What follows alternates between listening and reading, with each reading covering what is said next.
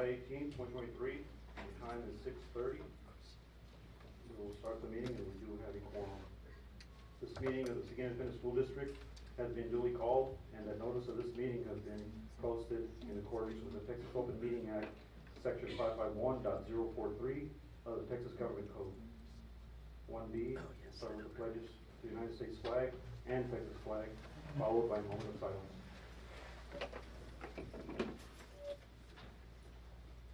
I pledge allegiance to the flag of the United States of America and to the republic for which it stands, one nation, under God, indivisible, with liberty and justice for all.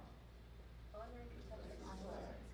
I pledge allegiance to thee, Texas, one state under God, one indivisible.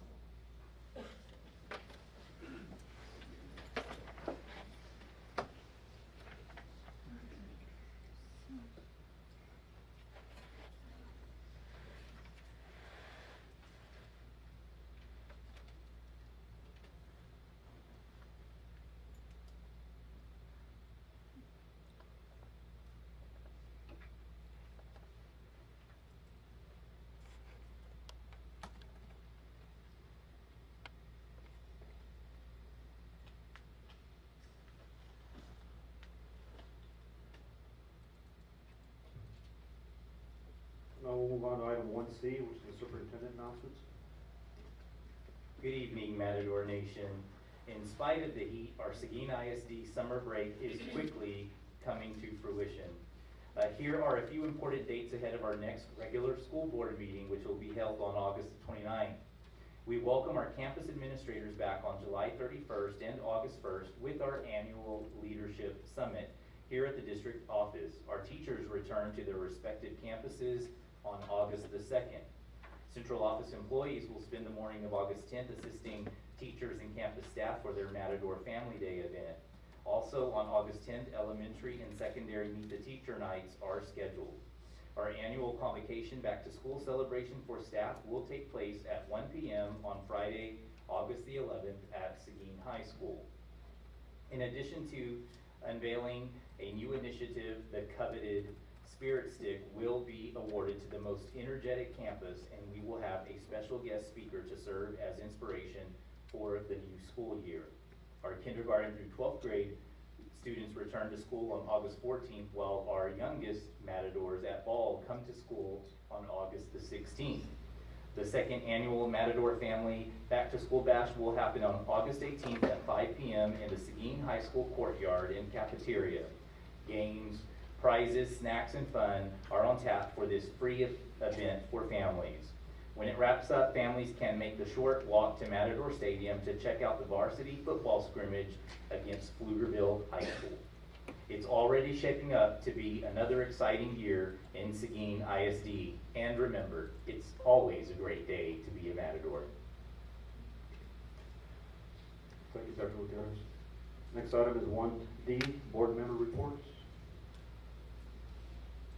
We'll start with Jimenez.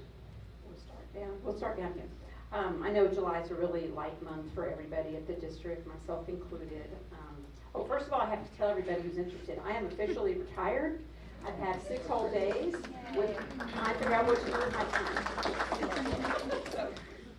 At any rate, I did come in and review the SHAC recommendations in July, and I've started to do some online trainings because I haven't been able to attend any of the summer trainings that are offered in other areas throughout the state.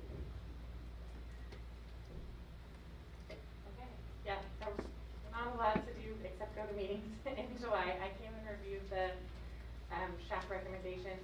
I did sign up to sponsor a school, which I'm very excited about, and go and help in a classroom. And so I urge everyone to do whatever part of those kind of things they can do. And also we have lots of our kids in Camp Broadway performing a week from this weekend. At the end of June, I was able to attend the system grade schools in Houston and learned about system grade schools and what it's doing to develop the school systems, and we're very fortunate to be part of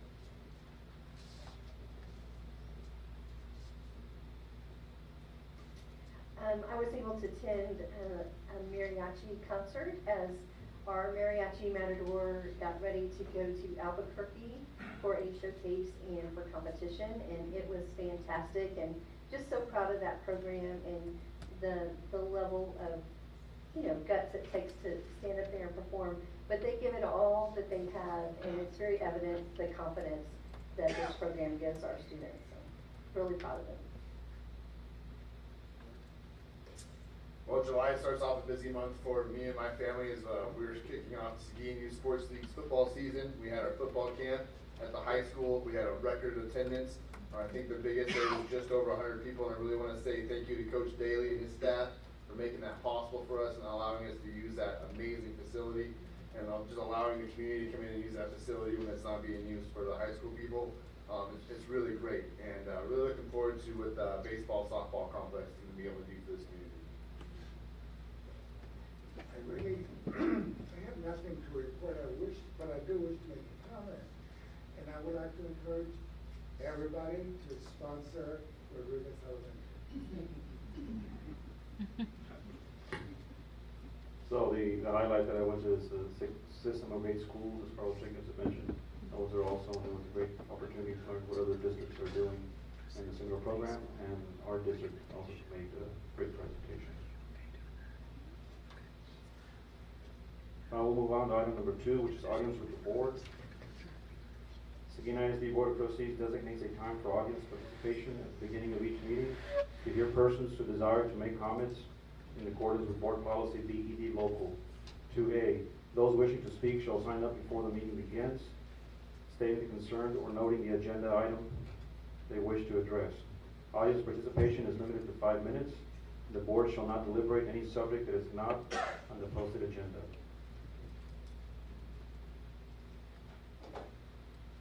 And today we do have one speaker, Catherine Block, and she's here to talk about the presentation that involves cost. So Ms. Block, you could please come forward.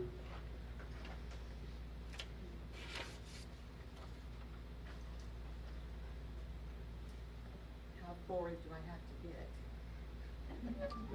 To the podium. Just press the red button.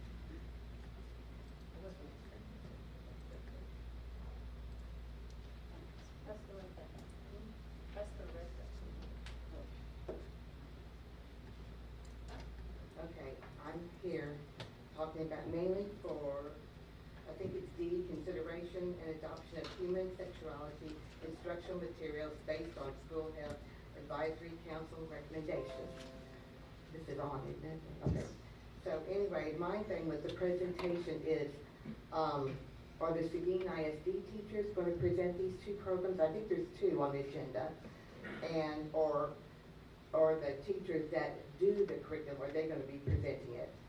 And I want to know the cost of each program, and is the cost broken down by like junior high or high school or 6th grade, or how is that going to be? And that's really what I want to know, and mine's very short and sweet. And thank you for this time. Thank you, ma'am. That is an item as an action item, and they will be given a presentation. So if you stay behind, we can listen to the whole, and your answers will be, questions will be answered. Thank you.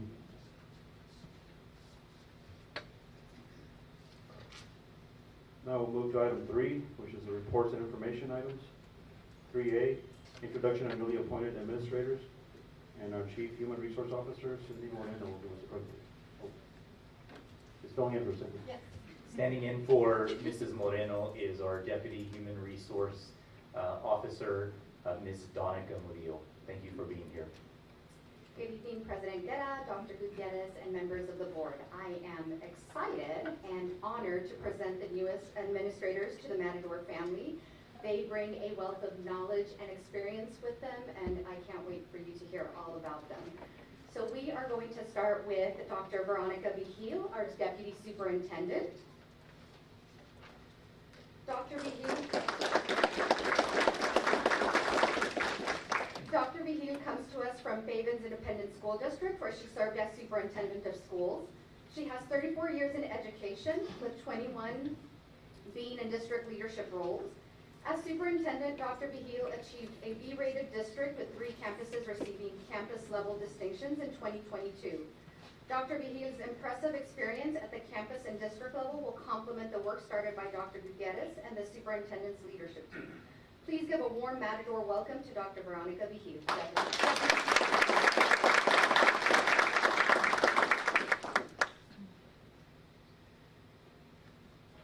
President Guerra, Dr. Gutierrez, and Board of Trustees, I would just like to thank you for this wonderful opportunity.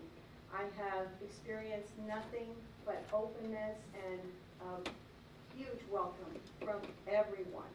And I know that I have landed in the right district because of the feeling and the welcome that I have received. Now, there are probably, there's nobody more happier than my grandkids, 5-year-old and 3-year-old, who might be watching right now. Hi, Noldo. Hi, Brianna. That Nana has moved closer.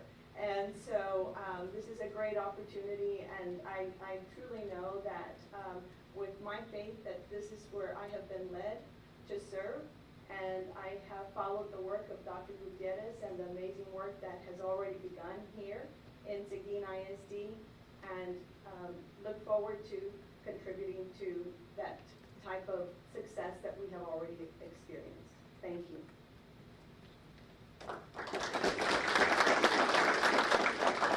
I don't know if anyone could possibly be any happier than I am now that we have our deputy superintendent. She has come in and only has been here for a couple of weeks and is already just part of the family and brings a wealth of knowledge and experience that is really going to just add so much value to the work that we are doing.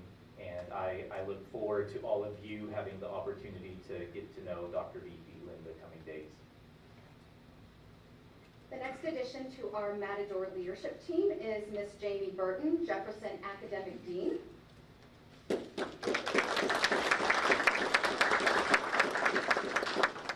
Miss Jamie Burton will be the new Jefferson Academic Dean for the 2023-2024 school year.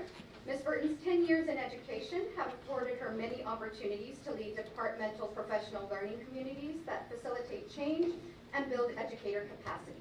Please welcome Ms. Jamie Burton, Jefferson Academic Dean. Thank you, President Guerra, Dr. Gutierrez, and board. I am extremely excited to join the Jefferson team. I'm looking forward to a year of progress and growth. And I'm also excited to bring my son here to Seguin ISD to join the family, and he'll be at Kinnicky in the dual language program this year. So, thank you.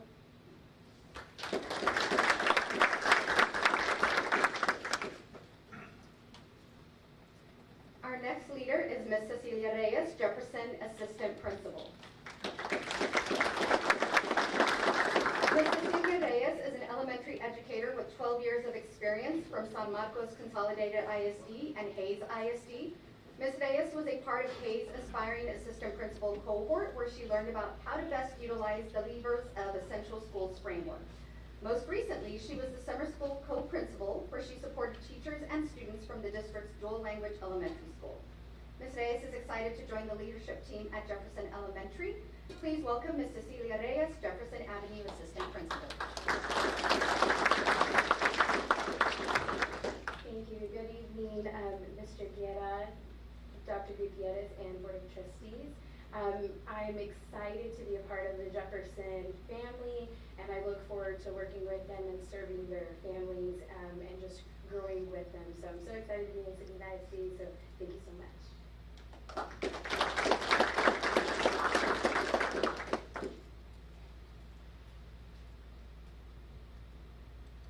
Our next Matador leader is Ms. Jessica Castro, Weinert Assistant Principal.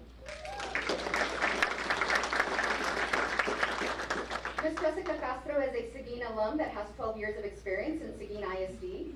Ms. Castro was most recently the academic dean at Weinert Elementary, where she facilitated PLCs and staff development for the faculty, in addition to her daily support of teachers K through 5. Ms. Castro's experience as an effective classroom teacher and academic dean will give her an edge in providing solid support to the administrative team and community at Weinert Elementary.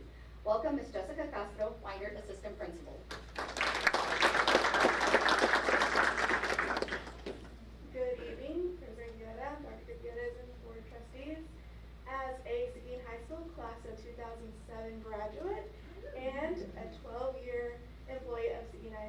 I am excited to continue my growth, and I'm excited to continue at Wonder, and I look forward to a very great year.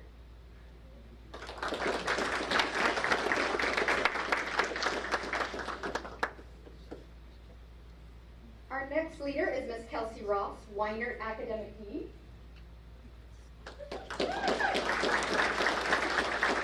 Miss Kelsey Ross has spent the last 5 years with Seguin ISD as a star-level teacher at Kennedy Elementary. Ms. Ross is an educator known for her data-informed decisions and proven effectiveness in the classroom. She has modeled instructional strategies for peers to support growth amongst the grade level. Ms. Ross's ability to assess and improve instructional effectiveness through data analysis will serve her well as the new academic dean at Weinert. Please help me welcome Ms. Kelsey Ross, Weinert Academic Dean. Good evening, Dr. Gutierrez, Mr. Guerra, and the Board of Trustees. I'm honored to be the Weinert's new academic dean. I started my teaching 5 years ago and am excited to continue building relationships with the community, the teachers, the students, and I am very excited to take on this new leadership role, and I'm very excited to continue to grow my expertise in Seguin ISD. So thank you.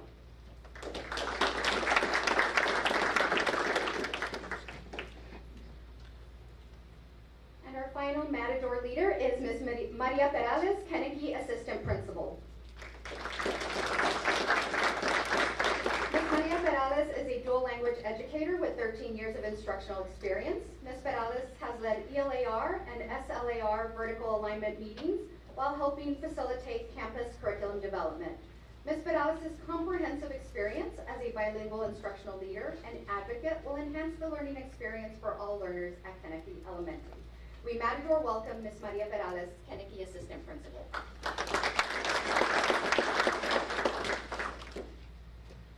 Good afternoon, members of the board, Superintendent Dr. Gutierrez, and members of the community. My name is Maria Perales, and I would like to thank you for inviting me here tonight. I'm excited to be joining the Seguin ISD family and upholding the mission and integrity of the district. I'm looking forward to contributing to the children's education at Seguin ISD and the community and working with all of you. Buenas tardes, miembros del Consejo Escolar, Superintendente Dr. Gutierrez y miembros de la comunidad. Mi nombre es María Perales y estoy emocionadísima de estar aquí con ustedes y ser miembro de Seguin ISD. Gracias por invitarme esta noche. Estoy muy emocionada de unirme a ustedes, a la familia del distrito, defender la misión e integridad del distrito y espero con ansiedad contribuir a la educación de los niños. Muchas gracias.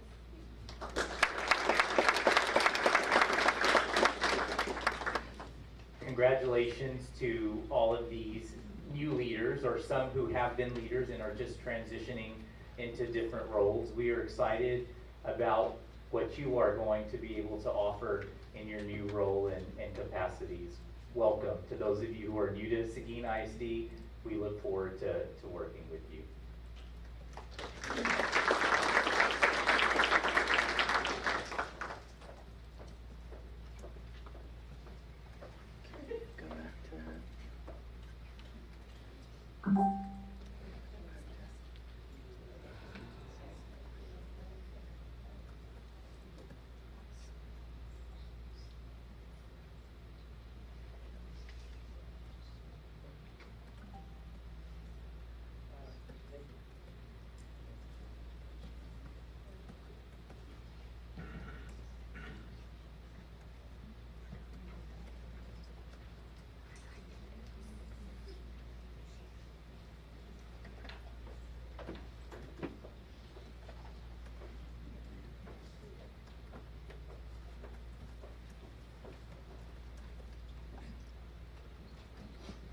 Welcome and thank you once again. The next item is 3B, is teacher incentive allotment. Will be presented by Ophelia Santiago, Teacher Incentive Allotment Director.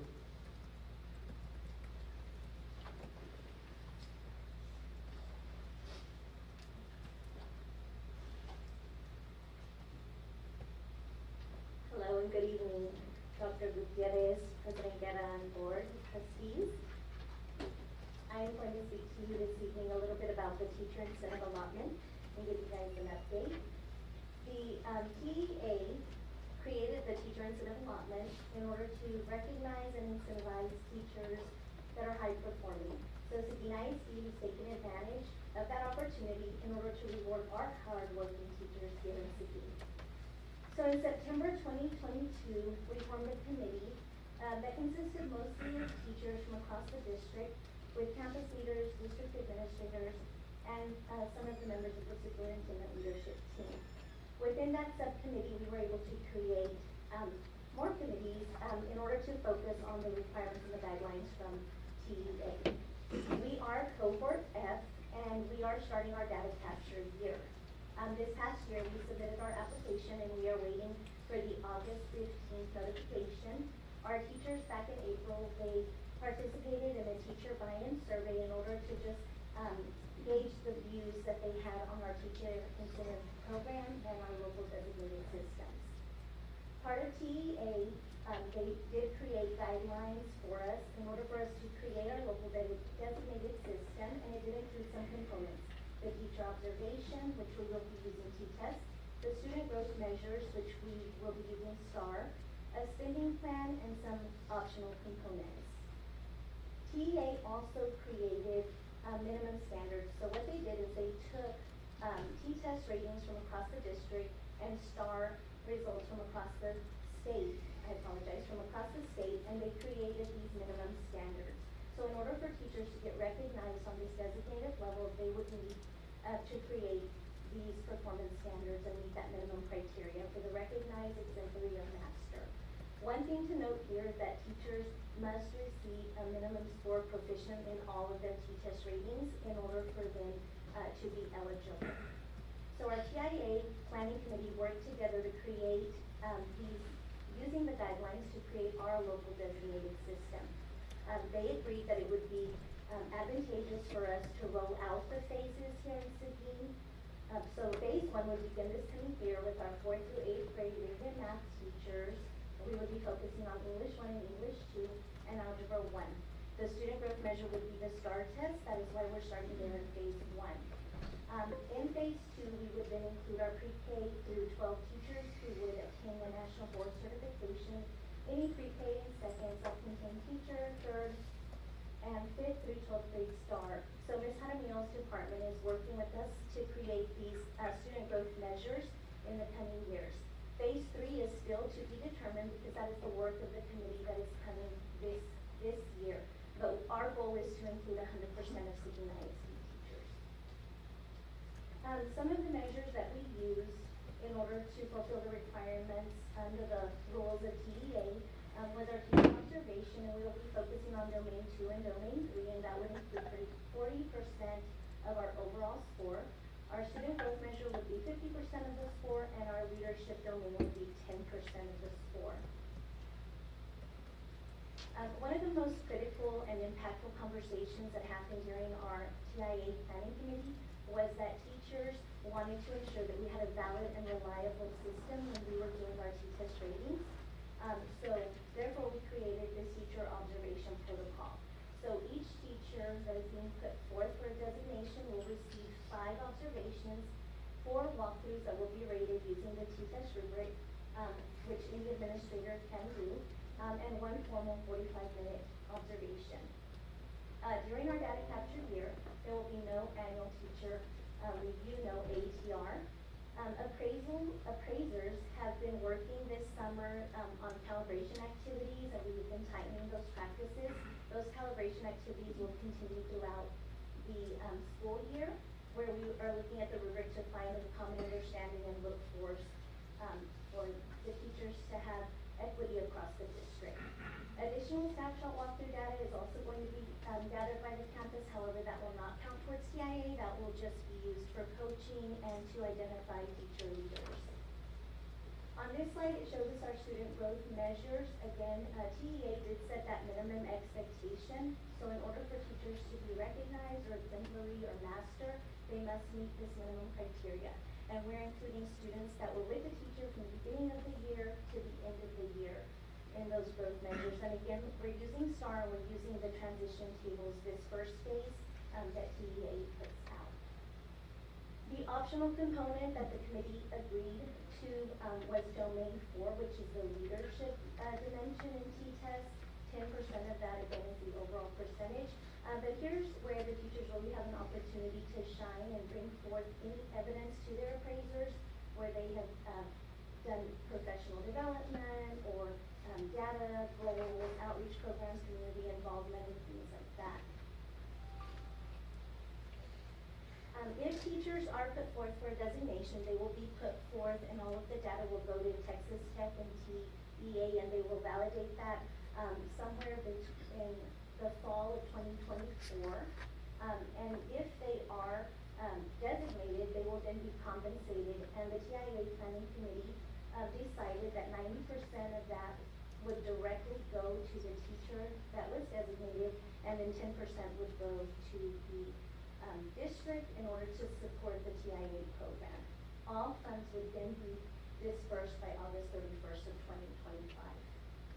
We are currently working to get volunteers and teacher advocates to join our committee so that we can continue that work and that we can continue looking forward to those growth measures and all the expectations so that the TIA program can be successful. Mr. Gonzalez's team, he created a web page and they were able to put on there just frequently asked questions that can help teachers in the community and other stakeholders. Information about the National Board Certification and our program guide is also included. I look forward to leading this charge in the TIA program. I definitely know that it is just a blessing for teachers to be compensated for the amazing work that they are already doing. So I look forward to working with them on that. Thank you. I just want to share that as we are, we're experiencing just like many other school districts, problems with staffing.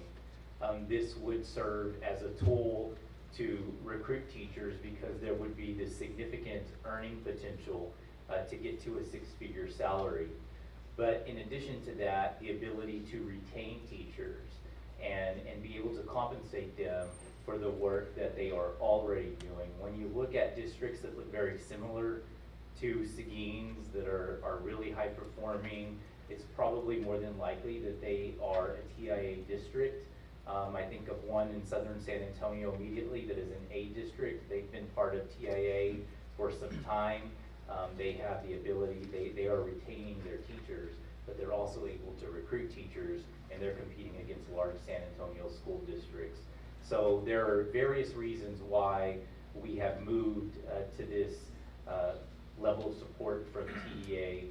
One, because our teachers are already dedicating a lot of time to provide high quality instruction, but because of the staffing crisis that we are experiencing here in Seguin, this will be able to help us retain our teachers as well as recruit teachers, because we'll be one of the only ones for some time in this area. Board members have questions? Cindy? Hello, Ms. Santiago, thanks for being here. I sat in on a few of the sessions when this was being presented to teachers, and I'm kind of curious, you had mentioned a buy-on or buy-in program. I guess it was a survey? Yes, ma'am. What were the results of that survey, if you know off the top of your head? Yes, ma'am. So we actually did get very good results. It was on a scale of 1 to 5, and the highest rating being a 5, and we fell 3 or higher in all of the areas. Right, it's a very controversial program, and I think there was a lot of resistance at first, but I think that there have been many presentations that you've probably been a part of that's kind of helped people understand that this is something that the district really needs. Yes. You did mention that the first cohort, those teachers at the end of the year or during the school year, they're not going to have a formal appraisal. Is that correct? They will all, 100% of our teachers have a formal observation this coming school year. But not a formal appraisal like all the other teachers in the district? No, yes, ma'am. They will Okay, all I must have have the misread that that's okay. slide. What will not happen is the ATRs, where we have the waivers to not have an appraisal for a certain amount of years that TEA have put in place. I believe it was called the teacher annual review? the annual teacher review where you have an opportunity based on your performance in high performance 1 year, and then you are placed on a waiver, and so you don't need to go through T-tests. Well, to be part of TIA, you have to be appraised with our tool. So that's, okay, so that's just specific to TIA teachers, okay. And it will include all of our teachers for our data capture year, Oh. so that we can submit all of the data to TEA, and that is how they validate if our systems are valid and reliable if all teachers receive it. And last question, you know, we're all having trouble keeping teachers in the classroom. So you had mentioned, I believe, that they wouldn't get their supplement until August of, let's say this group, August of 2024. So let's say they're eligible to get the performance award, but they move to another district. Would they still get that performance award? Unfortunately, they would not receive it from Seguin ISD because it is a tool for retention. What we would do is, what we agreed as a committee is that we would give that 90% back to the campus where that designated teacher was at that time. That's great news. Okay, Yes. thank you. More questions? I have one. Would the teachers at a campus like MDLC be eligible that first year, or would that have to be later when it's all those teachers? So we did have that exact conversation, and some of the teachers would be eligible if their students are testing STAR for the very first time. And also, one of our requirements is that they have at least 5 students that they had at the beginning of the year and at the end of the year. So if they can account for at least 5, then they would be included. So the designation doesn't fall then to the next campus they go to? So with So we can try to retain them. Yes, Is that correct? yes, ma'am. So the designation and it will stay on their certification for 5 years. And so if they go into a TIA district that is already doing TIA, then they would have to follow whatever guidelines they set forth. The designation would show, you know, I'm still a recognized teacher for 5 years. That doesn't mean that the allotment would be there, because in our system, we are saying that the allotment will not follow you if you leave the district.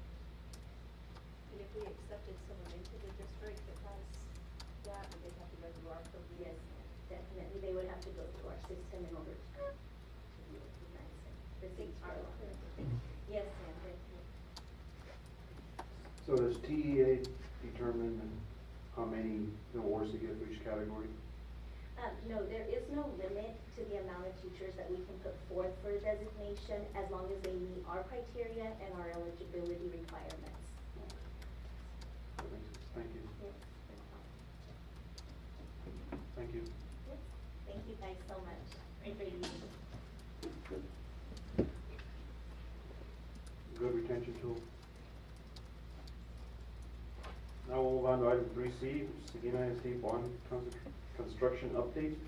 Bella Romero and Robert Boba will present.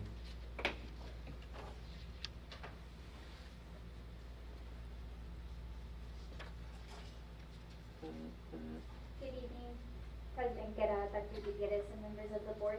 Ms. Robin Popa is going to give us an update on Bond 2019 and Bond 2022, which will include AJB and McLean.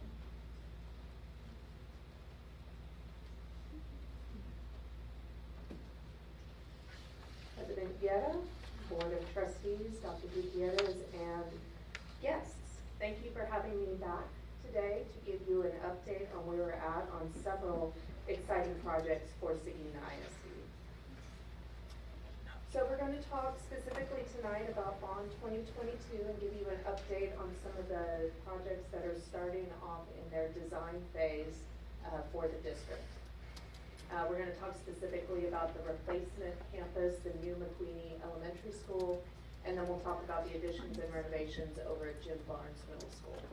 So starting with the McQueenie campus, as you may know, there has been a site that has been acquired for this project. It's about 25 acres off of 725. The nice thing about this site is that there is good drainage. There's a natural slope to the site. It really requires minor, minimal clearing. There's not a lot of vegetation that's out there. And there's some opportunities with a natural low spot to perhaps provide some enhanced exterior classroom or educational spaces within the site design.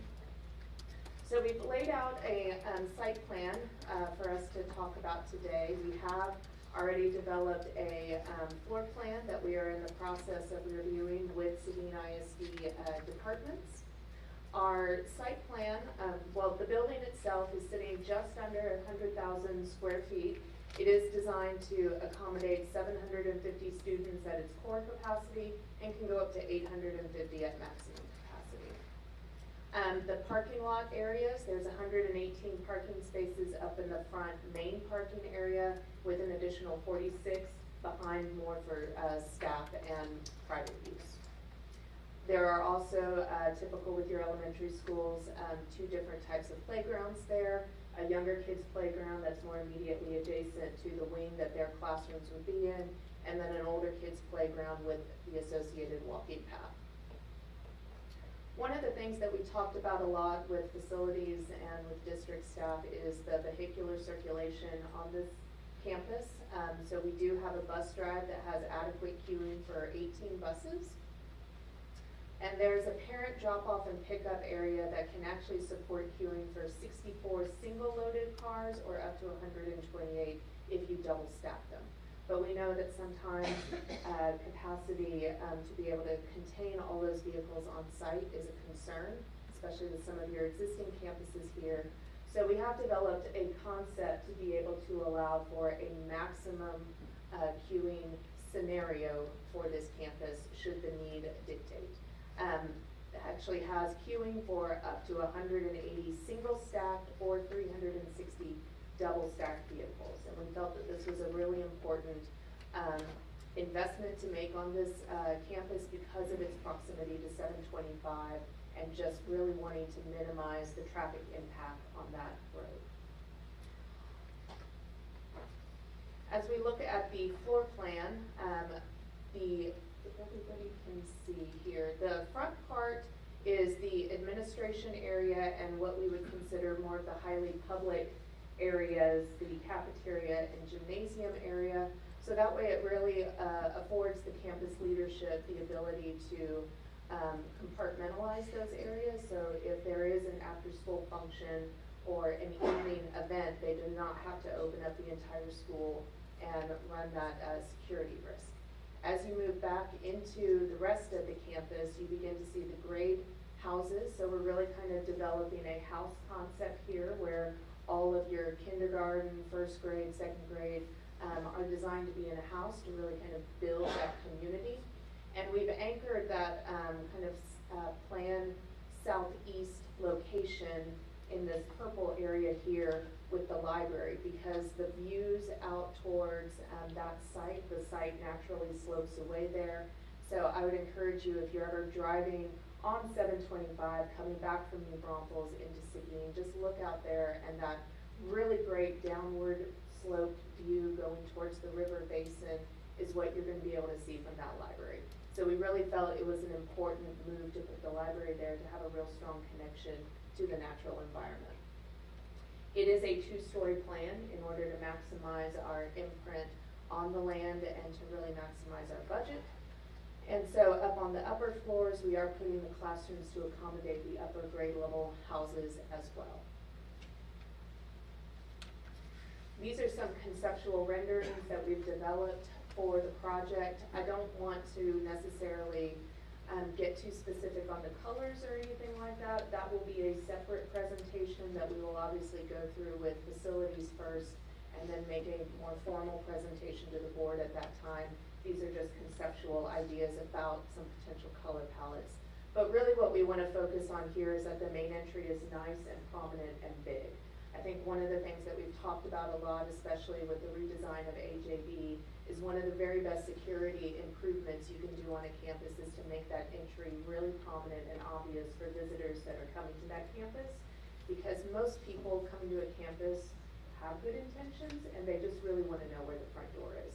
So this is a very clear and public face. That canopy is right over here on the extreme left-hand side of this view. This might be what you see at the school while you're waiting in the parent drop-off or pickup line to either pick up or drop off your child. This 2-story volume right here is the combination gym and cafeteria element.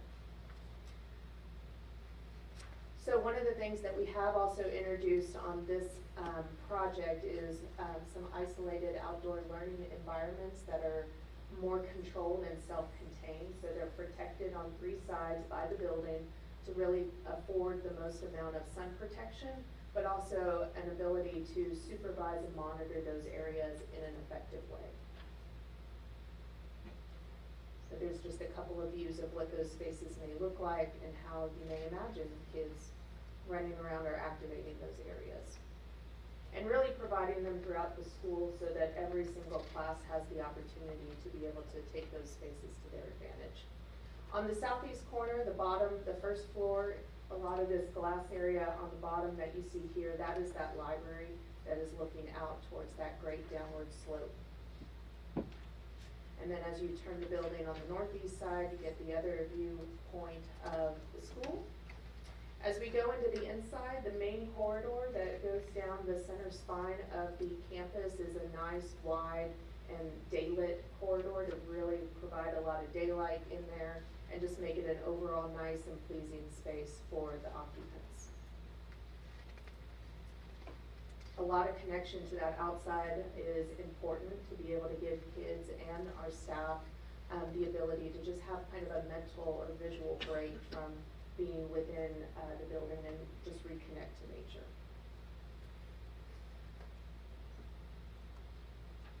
So as far as the progress of the project, we are about 46% complete with design. We are anticipating to wrap up the design in January of 2024. We will use February through April to bid the project out. And then construction, right now we're anticipating is probably around a 24 to 27 month construction timeframe. So ready to open for the academic year 26, 27.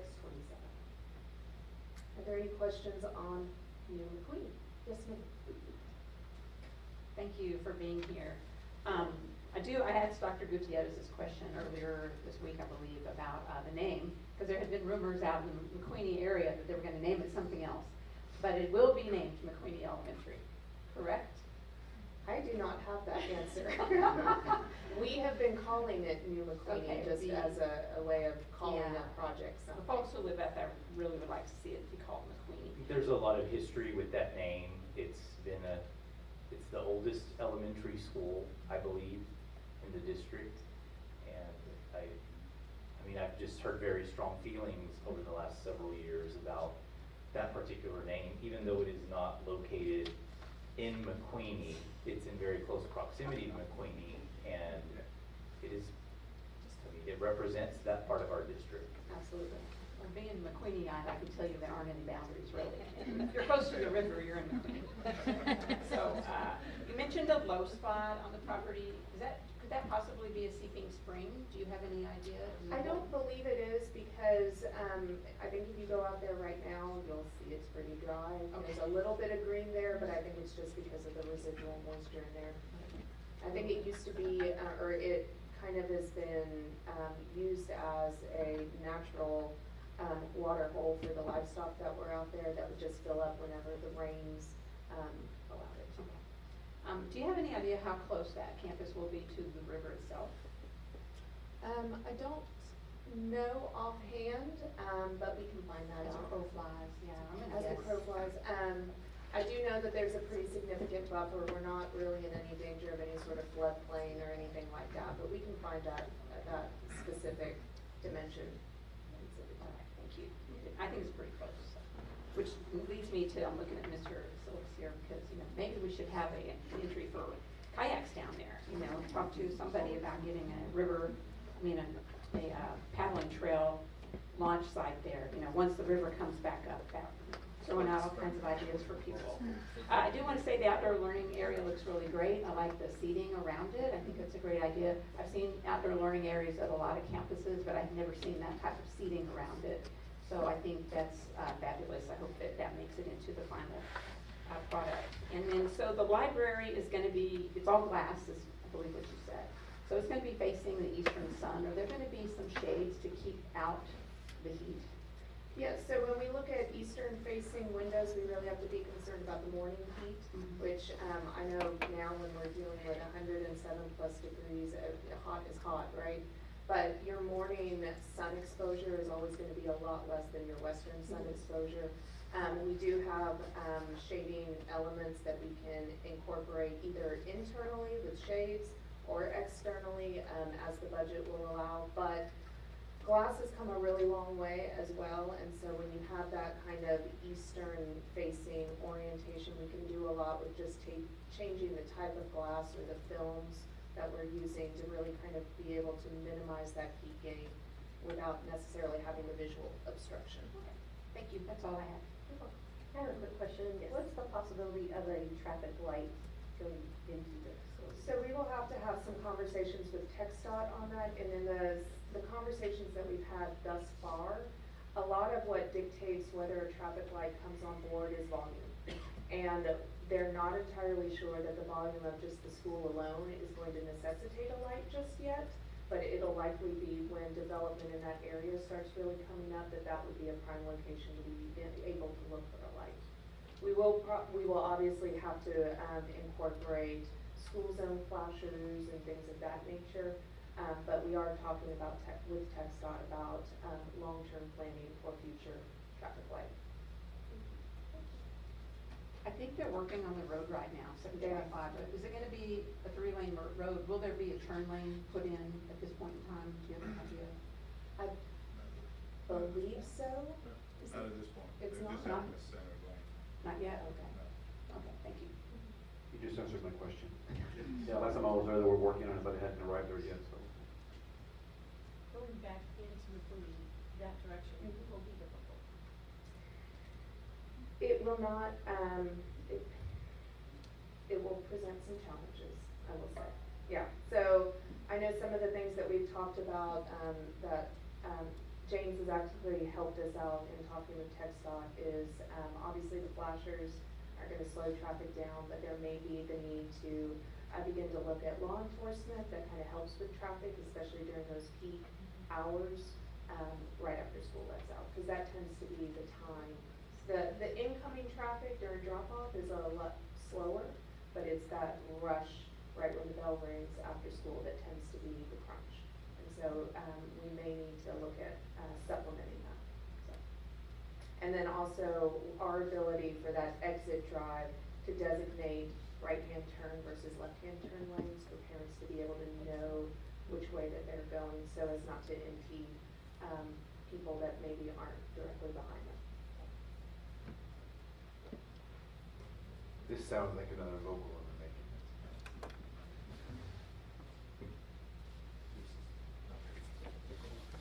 making. Mr. Pizzani, I appreciate you starting those conversations already with TxDOT, because it could potentially be another situation like Vogel, but probably with more development by that time than what we have right now at Vogel. I think the volume will get there, but it's important to begin having those conversations now, and I appreciate that proactive approach.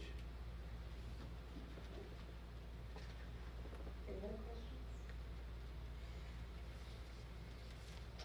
All right, so as we move on to the additions and renovations over at Jim Barnes Middle School, one of the things that you may have seen in the past is we've picked some pretty evident areas where Jim Barnes has a natural inclination to want to expand.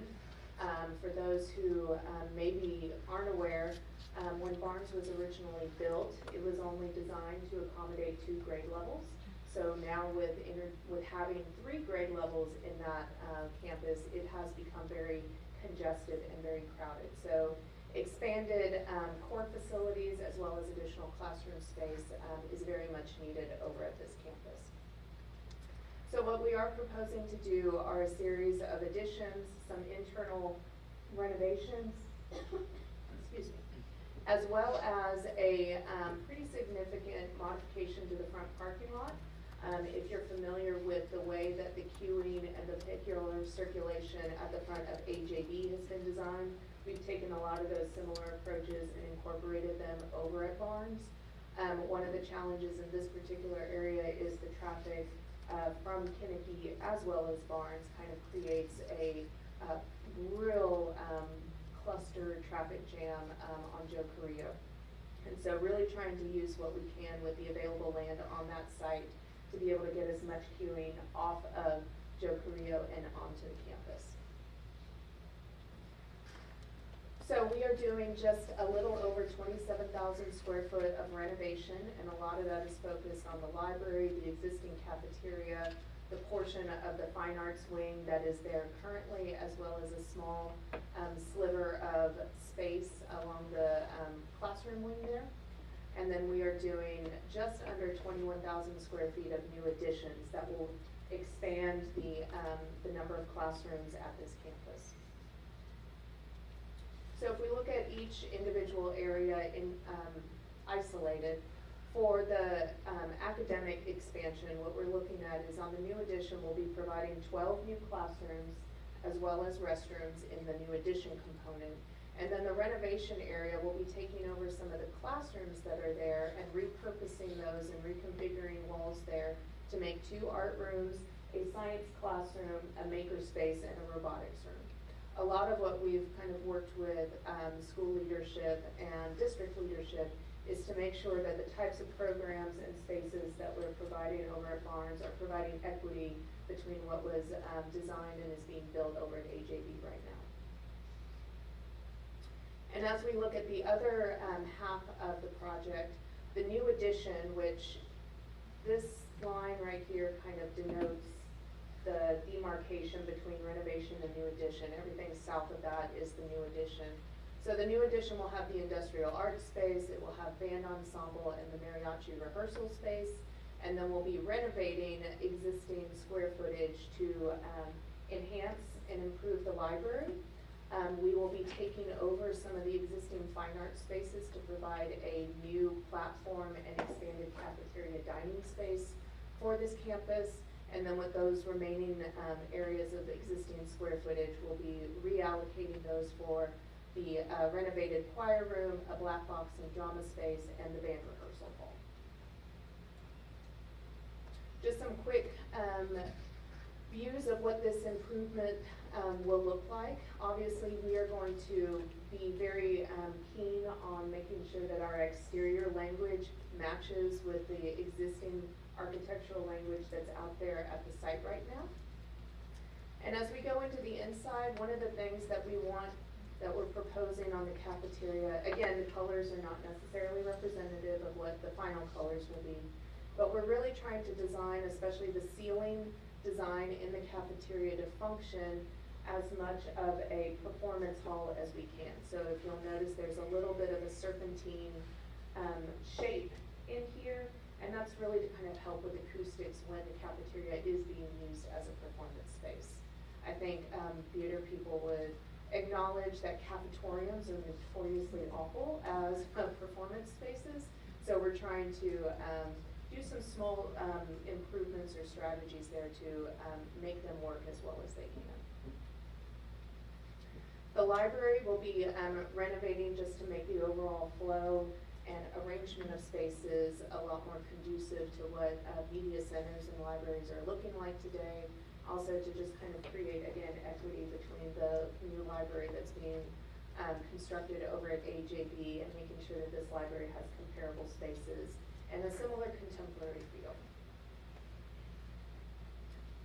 while taking advantage of the nice windows that are in the existing library to really bring in a lot of that good natural light. So similar to New McQueenie, we are about 46% complete with design. It's our intention to wrap the design up and put it out on the street at the beginning of 2024. Right now, we are anticipating to still bid McQueenie and Barnes as a potential joint option for contractors to give them the ability to bid one, bid the other, or potentially bid them both. For those of y'all who were with us this last go-round, we did a similar strategy with AJB and Jefferson.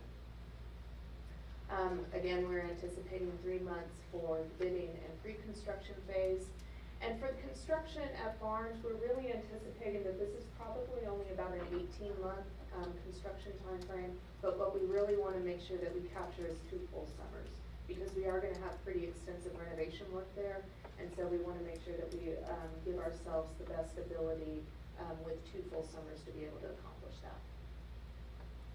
Are there any questions on Barnes? Yes, ma'am. The cafeteria, will it be enlarged or will it? It'll be enlarged because we're taking over some of the existing fine arts spaces to move the platform back. And so what used to be the platform will now be dining space. So we are making the dining space larger.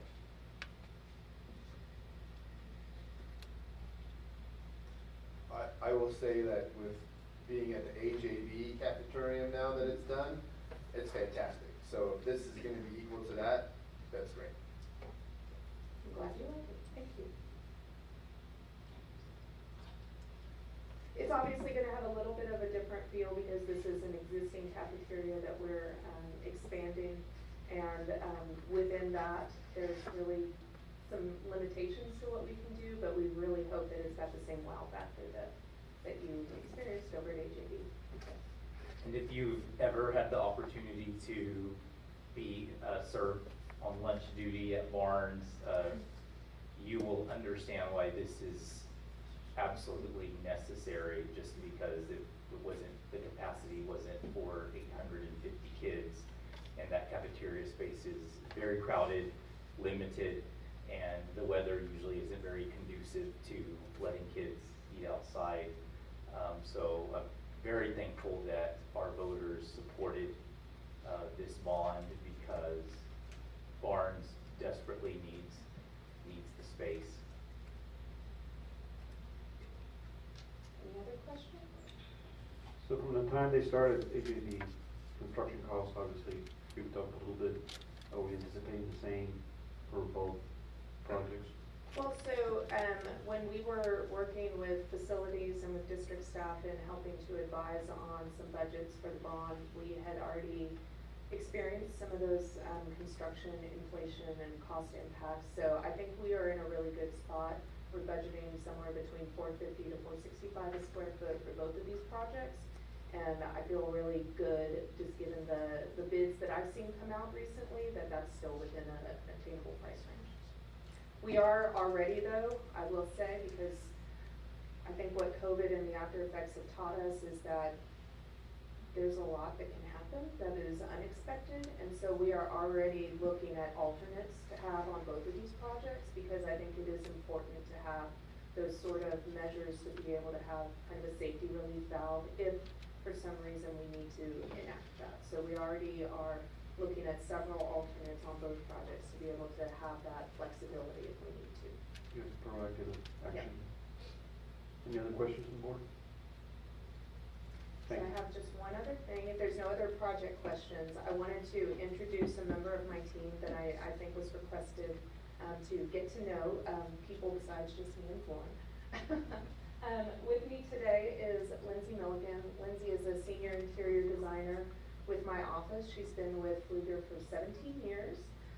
She will be leading the FF&E package as a part of the 2022 bond, as well as being instrumental on the interior design of both of these projects as well. So just a little bit about Lindsay. I'm going to awkwardly talk about her while she stands here.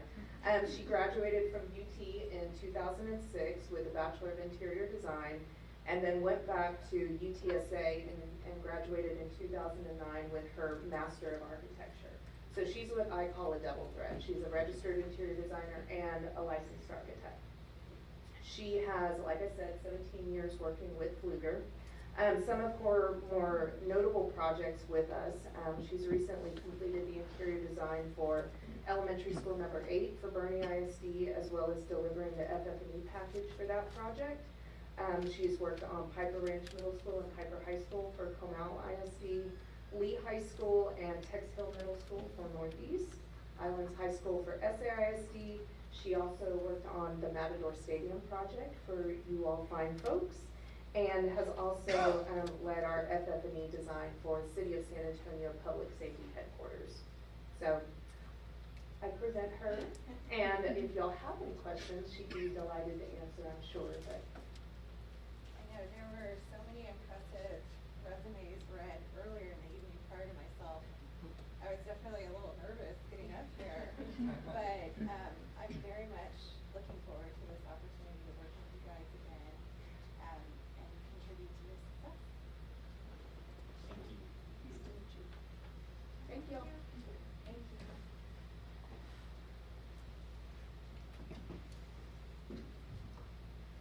So now we'll move on to item number 4, which is closed session.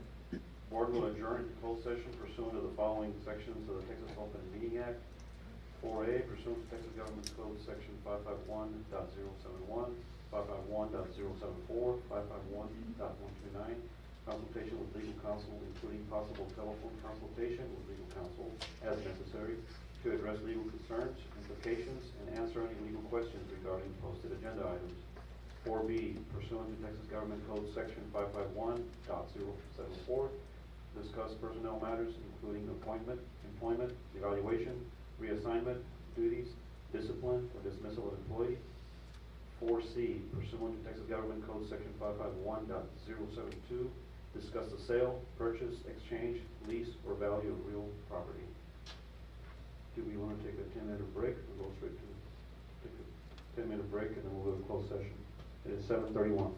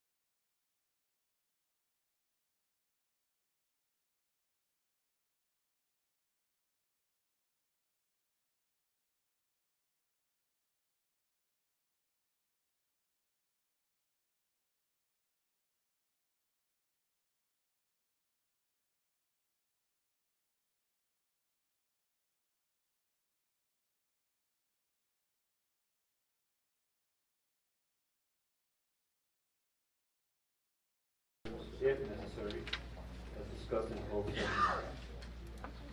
There was no action taken. Move on to item number 6, consent agenda items.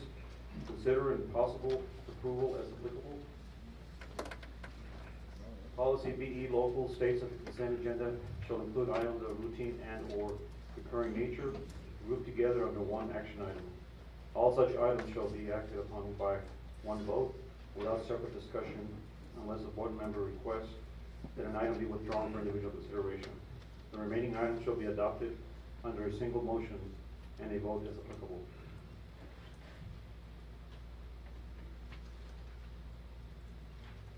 Six A, approval of board minutes of public meeting, June 20, 2023, regular meeting, 2023. 6B, approval of proposed budget amendments and financial statements for June 2023. 6C, approval of investment report for fourth quarter ended June 30th, 2023. 6D, adoption of resolution stating review of investment policy and designations of investment officers. 6E, consideration of approval of certified appraisers for 2023-2024.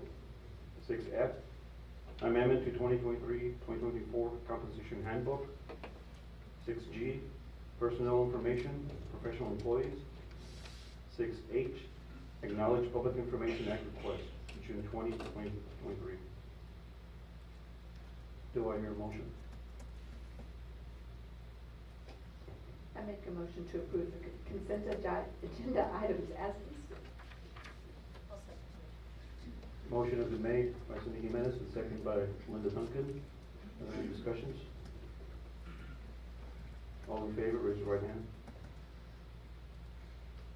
Motion passed. 7-0.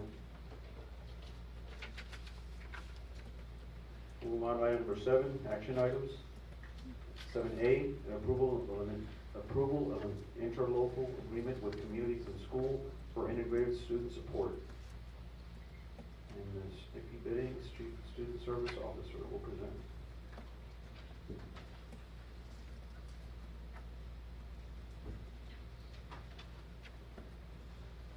Good evening, Board President Guerra, Dr. Bettis, school board members. I am going to invite two of our partners with communities and schools, if they would please come up with me. This year, we will continue, we hope to continue with our agreement with CIS. We started back in 2017, and I am very excited to announce that this year we will be adding additional 2 communities and schools site board members for Rodriguez Elementary and Weiner Elementary. And I have Ms. Chris Douglas here, who is the chief. Ms. Naomi? The chief. Thank you so much, Nikki. Well, it's so great to be here tonight, and I love seeing all the familiar faces and the new faces, so thank you for having us. We were very excited this year to have the opportunity to apply for a grant from our Communities and Schools National Office. They have received something like $100 million to be able to expand communities and school services to schools across the country. And so we wanted to take a dip into this water because this is a 3-year possibility for us. And so we thought of our favorite school district, and that is Seguin ISD. This is the most wonderful place to work from top to bottom. And so we approached Dr. Gutierrez and Nikki and asked, what do you all think about this? With them giving us part of the money, we can offer this to you at a reduced rate and think of the difference that we can make. So luckily, we were awarded the grant from the national office, and I think part of that was our partnership and the data we were able to get from you all. So that's pretty amazing. So we're excited to have these 2 new schools to address, and in addition to that, we have another grant that we were awarded, and it is for AmeriCorps. And what is that, you might ask? Well, it is a program, it's a national volunteer program, and it affords us the opportunity to give a stipend of about $1,000 to $1,200 a month. Am I right? I keep wanting to say $12,000 a month. I'll take it.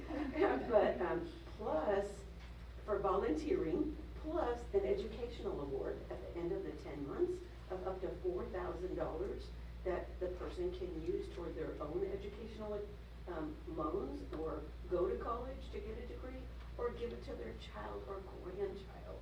So I'm envisioning tons of opportunities for people to do this. And what do they get in return? They get to work with a small group of students, one-on-one and in small groups, to help improve their academics. Can you guys imagine the impact that that's going to have? And it's all in Guadalupe County. So we're excited. We will have that in addition. So thank you guys so much for believing in us and in our partnership. We really trust that all of this is going to go great. So thank you. Let me let Susan add some. Hi, I'm Susan Wetz. I'm the Chief Program Officer, and I've been able to be a part of the partnership in Seguin ISD the whole time. And we're not just aiming just to be nice or anything like that, but the partnership is truly that. It truly is a collaborative partnership, and Ms. Biddings back here is really great about reaching out and incorporating communities and schools and all that's going on in the district. And so that really allows us to have that really strong and integrated partnership. So part of what we do, we are monitored by TEA, just like you all are, and they do sporadic monitoring of all of our data that we collect. We have no control over when, what campuses, what students they're looking at, or anything like that. And I just want you to know that 2 Seguin campuses were picked for monitoring out of the 3 that were chosen. And our staff are so awesome. I'm going to brag for just a second. They got exceptional ratings in all areas. And so I'm just really extremely proud of them. So that means that they are implementing the Communities and Schools program with extremely high fidelity. And when we're doing that, then we are really promoting the positive growth of all of our students. And that is also because of the collaborative working environment at the campuses. So just wanted to say thank you. You're going to be getting quite a bit of data from us in very short time, couple of months. As soon as TEA gives us the blessing and gets our data, we'll be sharing with you the number of students we worked with, their progress, outcomes, all different kinds of lovely data. And so you'll be seeing us back again very soon. So thank you very much for your dedication. Any questions? Cindy has one question or comment. Both. I just want to say I've been such a strong proponent of CIS since we first got on the board, Mr. Jenkins and Mr. Amador and the trustees, and I really can't remember if you were on board yet, Dr. Gutierrez, but okay, so it's been running strong since, and I'm so excited to hear about the 2 additional staff and all the accolades. It's amazing. I see some high school people in the back, and I know they are so proud of those students. And this spring, I believe, I was able to come to some type of a presentations where the students talked about their experiences, and that's one of the most touching presentations I've seen since I got on this board. It's just spoke with the truth, and it's all because of their experiences through this program. Now, I know you said we have some funding coming in from the federal government and the volunteer group, AmeriCorps. Is this, the state gives some money, correct? This actually comes from the federal government through the One Star Foundation.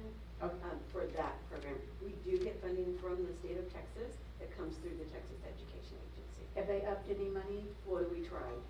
With all the money that was in the Texas budget this year, we actually were requesting an additional $25 million to put into more mental health services. And the answer was no? And the answer was no. That's very But we were disappointing. able to maintain what we have. Thanks for fighting the fight. You but bet. That is very You bet. disappointing. You're welcome. Yeah. Okay, thank you. You bet. Thank you. Thank you both for being here. I appreciate your support. Y'all are always responsive to Seguin ISD's needs, and that means a lot and goes a long way. Good partnership. I'd like to echo the comments that Cindy made, yes, and thank you for all that you do. This program is a great program. District appreciates it, families, staff, and especially the students. The AmeriCorps, is there an age limit? They have to be 18 or over? 18 or over. Okay. Good opportunity. Yes, it is. Thank you. Spread the word. All right. Thank you, Ben.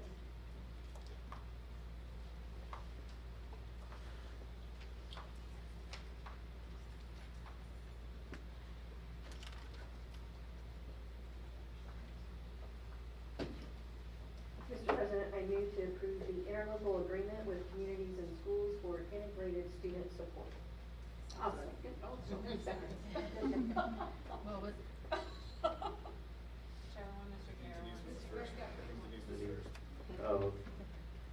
So the motion has been made by Linda Duncan and seconded by Denise. Any questions? All in favor, raise your right hand. Motion passed, 7-0. The next item is 7B, approval of the general contractor for baseball and softball complex at Seguin High School, RFCST number 2307. Ms. Parado, present.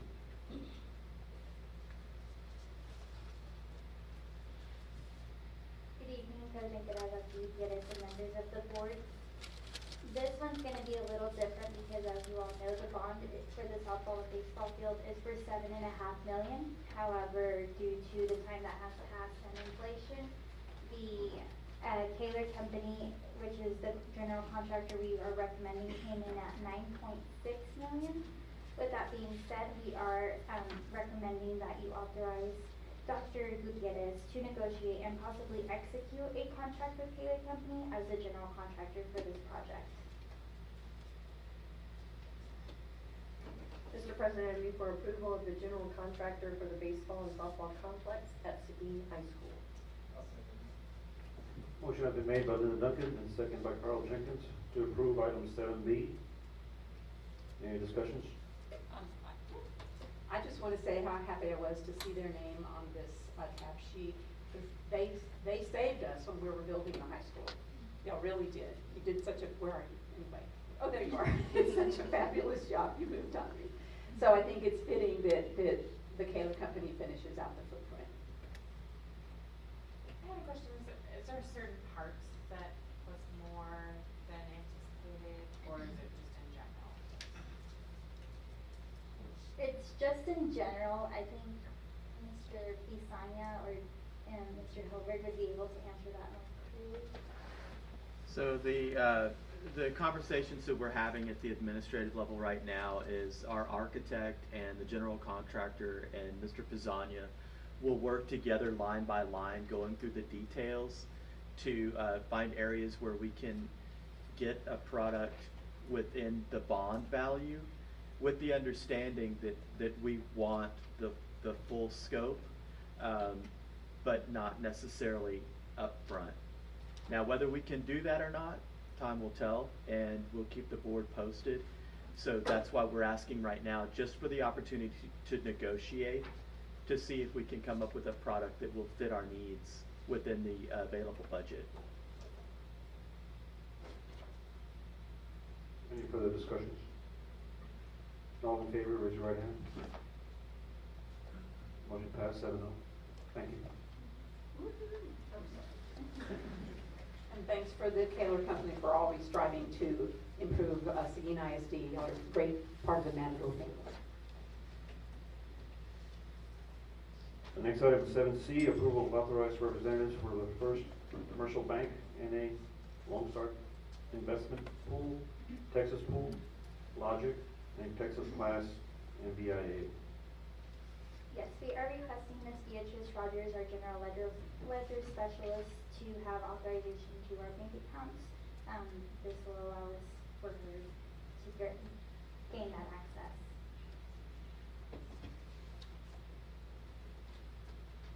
Do we hear a motion? Mr. President, I move to approve of authorized representatives for First Commercial Bank and a Lone Star Investment Pool, Texas Pool Logic, and Texas Class as presented. Second. Motion has been made by Mr. Wright and seconded by Mr. Amador. Are there any discussions? All in favor, raise your right hand. Motion passed, 7-0.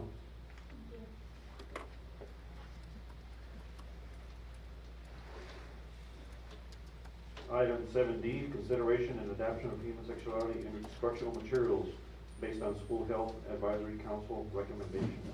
Mr. Pete Silva, Director of Whole Life, Whole Child Initiative. Good evening, President Guerra, Dr. Gutierrez, school board members, thanks again for letting us join you this evening to talk about our School Health Advisory Council. You will recall about 13, maybe 14 months ago now, you submitted a resolution to charge the School Health Advisory Council to seek a recommendation for potential adoption of a sexual health curriculum. And tonight I'm joined by Mark Dibble, our SHAC chair, and Mark will share the recommendation of our SHAC. But before I turn it over to Mark, I want to publicly thank the SHAC for their work. We have a couple of members in the audience, Cecily and Sarah are here, and I want to take a moment to thank them for all of their time to serve on this volunteer committee that is so important for the school district. So we thank them very much. And of course, under the leadership of Mark, they've accomplished quite a bit this year. So we're thankful to them. So I'll bring Mark up to the podium and let him present that recommendation. All right. Thanks for having us tonight to do this. And as you see, we reviewed 5 different various curriculums. We had a couple of various public meetings where we discussed them. And then what is the recommendation of the SHAC that we do adopt the Living Well Aware program for the 6th grade and the SHARE program for the 6th and 9th grade. Can I answer the public's questions that we had earlier? Oh, yes, thanks for the reminder. Okay, thanks. So one is both of these programs are primarily taught by outside, not the Seguin ISD teachers, and I think Pete has some numbers about the cost to answer those questions. I know he's given some of you some information on the cost, but he has more. And just to clarify a little bit, Mark, and you might want to add to this, the Living Well Aware, there is not another person that will come in per se. I think what Mark is referring to is that there are instructional videos included. Is that? Yes, that's correct. To speak to that point, where SHARE does have, it's a presentation from a human. So just to make that clear. Yeah. And then in terms of the numbers, help me remember exactly what the question was, the total cost. Yes. So the cost of Living Well Aware, and this is one of the exhibits that is included. Living Well Aware is $1,500, and then there's an additional fee of an access code because it is an online subscription-based program, and so that would be for each of the instructors that would be accessing the program. We've identified that we believe the opportunity for this instruction will happen in physical education classes, and so there are 2 physical education teachers at each of the respective middle school campuses, so that's where the 4 instructors would come to, so total being $1,700. On the SHARE program, and I do want to also mention that Sarah Anderson is here as a representative of the South Texas Pregnancy Center and can speak to the specifics on SHARE better than I certainly can. But what we need to look at here, there's a few different examples that they've provided here for us in anticipation of a wide variety of scenarios. So on the scenario, and I'm going to use just an extreme small group, because of all sexual health curriculum requires that parents and students opt in to participate in that, and that's an active opt-in. So in the event that there was a very small group of students, let's say 20, then what we would do is we would do the hourly instruction rate. So that would be 20 students could fit into one classroom setting. Instruction, the presentation is 3 hours in 3 different 1-hour segments. So that could be 3 hours of instruction plus the $100 in material fee, so that would be $160. There are some other scenarios that could play out if we had closer to full participation from the whole student cohort at a campus, which I like to use the number 500 as a general range for a grade level in Seguin ISD. And so then those numbers would adjust based on that. So I think that I answered that question about dollars, but I would be happy to defer to Sarah for further clarification, or to Mark. Well, I have a question about the Living Well. there are some videos, but you're actually gonna have two PE teachers that will be presenting the information, correct? So they will actually be teaching. They will. We would send them to a training, and the videos supplement the instruction. There are many pieces that the videos cover, but not the entirety of it. Yes. Correct. And it seems to be very comprehensive. Now with the SHAC program, the instructors, share program, sorry, Mr. Need to clarify. Share program SHAC has asked us to consider. They have instructors that come in as well, but they're not, school district employees. Am I correct? That's correct. And President Garrett, if you would be comfortable with this, I could invite Sarah up to. Sure. Sarah, would you mind? More details? Yeah. You could probably speak to the share. In the meantime, can I ask just a quick question? I'm glad you mentioned that our students can opt in to taking the programs. What do you feel will be the percentage of participation of our Seguin ISD students who will participate? You know, I don't know, and I wanna emphasize that it's actually a requirement, that it's not, in the past it's been more of a passive opt-out, but that was one of the changes that happened at the 87th legislative session, to really put the burden on the parent to make that decision. Do you want this to happen? And if they do, they have to make that effort to sign the document. So that's an extra step and an extra burden on a family that new. And sometimes it's tricky to get permission slips back from students. You know. I don't know if we can really predict because it's a new way of going about it, but we have already talked about how we are going to communicate to parents and ensure that they have the information, a link to the information on the curriculum. We've also talked about setting up some sessions where parents can come in and actually see what the teachers are presenting, a daytime and evening to give parents that flexibility before making the decision. But ultimately, it's important to stress that this is the parents' choice. The parents have the opportunity to opt in or opt out of this learning experience for kids, and it is just out of the entire school year. It is a 1 week for. Yes, Living Well Aware is 12 lessons, and Share is 3 lessons. So the recommendation from the SHAC would be 15 lessons at the 6th grade level and 3 lessons at the 9th grade level. Thank you. And Sarah might be able to speak more directly to the Share. Sure. So the instructors, who are they, and will we have to put them through our volunteer system to make sure that they're okay to come into our classrooms? They have experience, teaching experience, and so on. Right, so all of our instructors do have experience. We put them through a criminal background check, before they join our program. Of course, the ISD would have their own policies, I'm sure, in place for this kind of thing. And they are contract employees of our center. So they go all over the nation? All over, I think we were in 4 counties this year, 8 school districts. So primarily this year. Just Central Texas? Yes, Okay. and south a little bit. South Central Texas. Yes, ma'am. I'm kind of curious, I guess, Mr. Dibble or Mr. Silvius, this might be a question for you.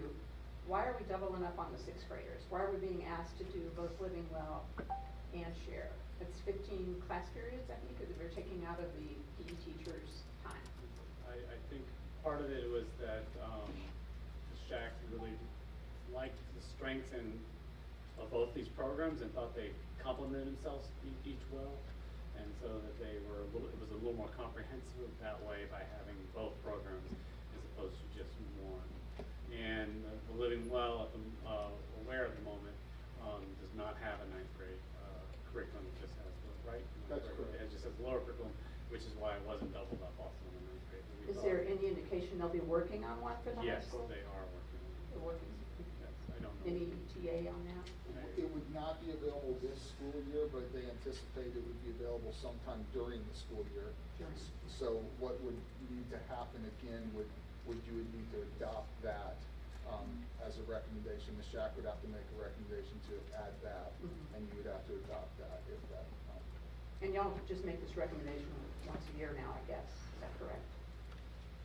I don't know that I interpret it to have any limits on when it would come.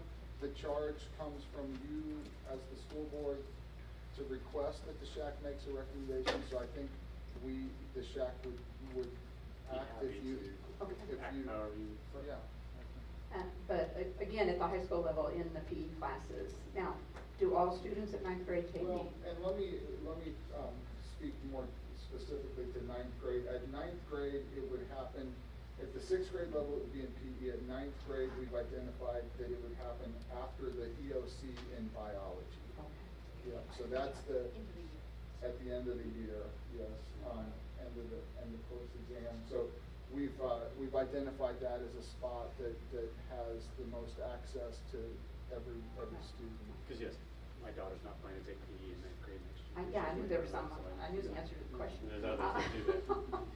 I think yours did either, so. I'm curious, and I just don't know the history. When my daughter and son were in high school, they took this topic through their health class. Yes. So why does this district no longer have a health class at the high school?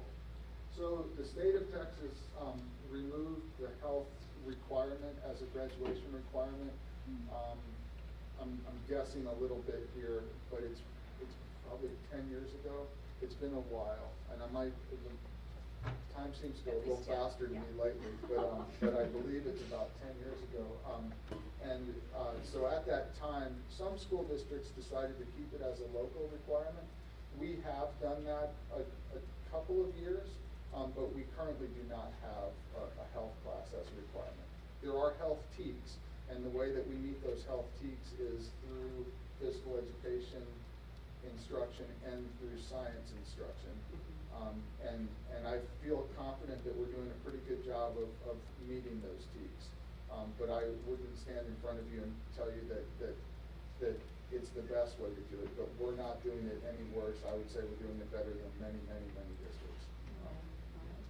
And SHAC did discuss whether we thought it would be a good idea to maybe recommend that we bring back a health requirement, but at this stage we decided not to push it that way. Yeah, well, personally, that's something I think I'd like to have us take a look at. Because of these ninth graders are sexually active, by the time they get to ninth grade. And we're not getting them until May to address this topic. We did touch on it in sixth grade, but sixth graders I taught them for 7 years. 7 years, sorry. They're just a little immature, so the information we're throwing at them is pretty comprehensive, and I think it might overwhelm them. I'm wondering if maybe we should push it back to a later year in middle school. I don't know, but I know your recommendation is for sixth grade at this point. But I did notice that the Living Well curriculum is TEKS aligned. Is the shared curriculum TEKS aligned? Yes, it is. Okay, I didn't see that anywhere. Right? Yes. Sorry, pretty sure.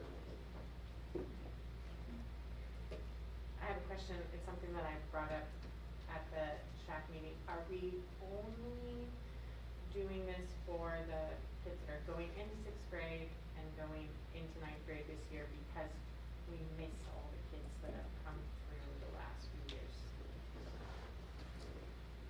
That is our intention now. And the way that we came up with that, that was a district administration team that thought about all of the requirements that are on staff and students, and those were the grade levels and the opportunities that we felt aligned best with the overwhelming amount of other things that we have to do that are very, very important too. And so that's where we landed with that. If we were to seek other opportunities to provide that instruction, it certainly could happen. There was not a direct path to that. Because if you're going into 10th grade, you missed the 6th grade and the 9th grade because of COVID. That's correct. Any more questions? I just have a comment to thank you for the work that the SHAC team does. I know it's a very difficult topic, and you guys have done a good job putting this together. And once again, this is gonna be a good opportunity to review, and maybe by next summer, this time we'll gather all the data on those two programs and revisit. Yes, thank you for all the work you've done on it, I appreciate it. And again, I'm worried about doubling up on the sixth graders, so I'm gonna make a motion to approve Living Well for sixth grade and to approve Cheryl for ninth grade. Motion has been made. Do we have a second? So you're saying only the, I'm proposing for the sixth graders to be given the Living Well curriculum. It's very, very comprehensive. It's 12 or 13 class sessions, basically, and then we would add another 3 on for share as well, and there is some repetition in those programs.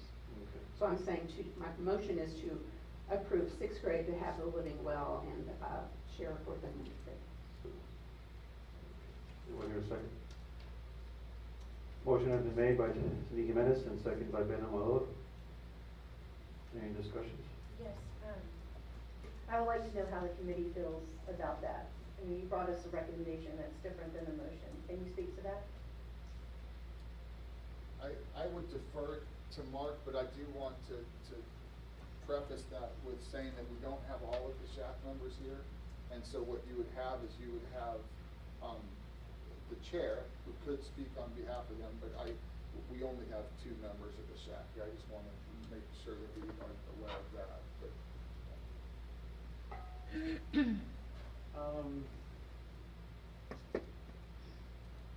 Trying to stop my words, sorry. I think some of the SHAC would be fine with that, but I do think there would be some that would felt that the more comprehensive by having the 2 programs would be better. How's that for hedging your bet? I'm not giving an answer. But without actually truly discussing it, well, like Pete said, I'm not 100% sure exactly what they would say. There was definitely some members of the SHAC were very in favor of both, not both programs together, but for some were really liked Living Well, some members really liked Share. So I think that's sort of why, also what came to us both, because there was some members that really thought the Living Well program was very good, and others thought the Share program was really good. I don't think they either thought the other program was terrible, but I just think they had a preference for one. So I don't know necessarily if we pulled them all, where they would necessarily fall down. So the compromise coming out of SHAC was Sort of the the 6th grade to have both programs, Yes. and the 9th grade to only have one. Yes, and part of it also was because of Living Well, where it does not have a ninth grade curriculum. But we're expecting one. At some point, yes.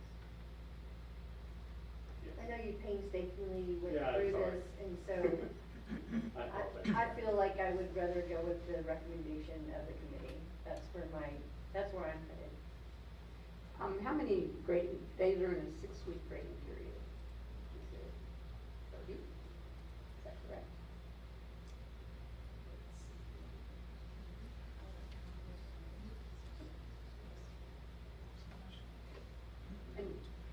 And do 6th graders have PE every day? I'm sorry? Monday through Thursday. Monday through Thursday. 'Cause So they have it, 120 days. Yeah, my biggest concern is taking another additional 3 days out of the PE class. But this is at the end of the year, right? You didn't say that. Only for the. Yeah, that Only for hasn't ninth grade. necessarily been determined. I mean, it could be that 2 days were offered a month or something for 6 months. Yeah, I think what we would want to do is we would want to send the staff to the training and then sit down with them and figure out what would be the best way to handle this information.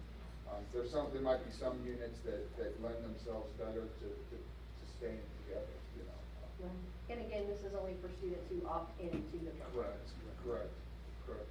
So we really won't have a number, once again, even until we evaluate the first year and gather the data and figure We out. really don't, and that, quite frankly, could create some challenges too. It might be that if there is a small number, we have to figure out how to provide that instruction within the existing staff that's available during that PE class at that time. So there are some challenges to this, there's no question. So remind me again of the number of days with both combined. It would be 15. 15 days combined at 4 days a week of PE. It's So- 130 total instructional days minus the Fridays for PE. And so it would be 115 days of PE. 115 days of PE and 15 days of the human sexuality curriculum for those parents that choose for their kids to participate in it. Correct.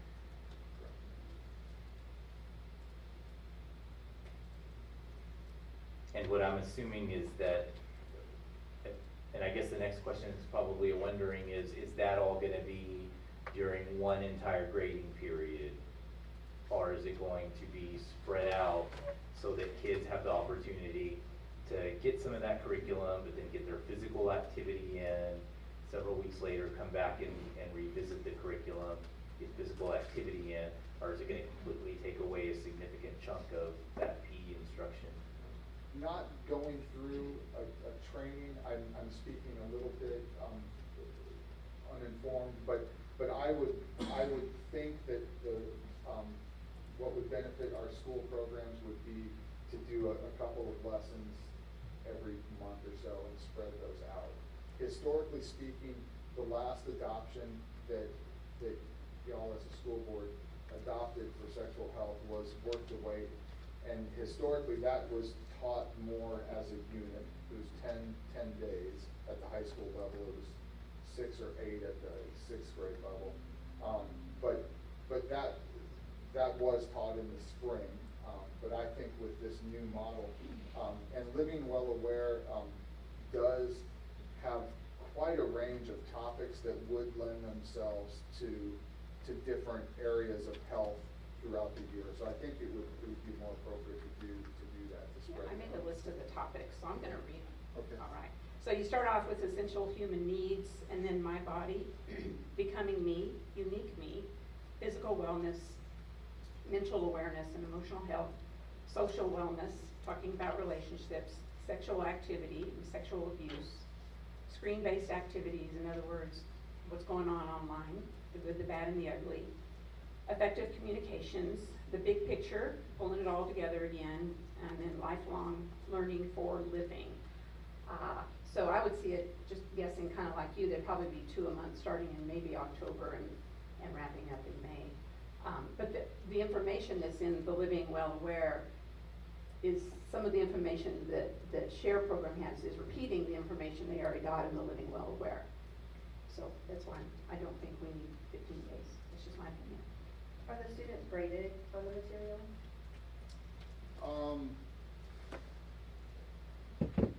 I think that would be another determination that we would come up with. There would be opportunities to have it as a graded assignment.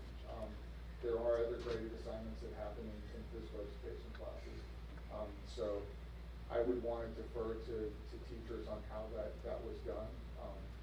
But I definitely think there would be opportunity for a participation grade, which is similar to what they do now. They do receive grades in PE, so. But if that's an opt-in, I don't see how they can make it. Well, they're missing either biology or they're missing PE. Well, it was about in 6th grade.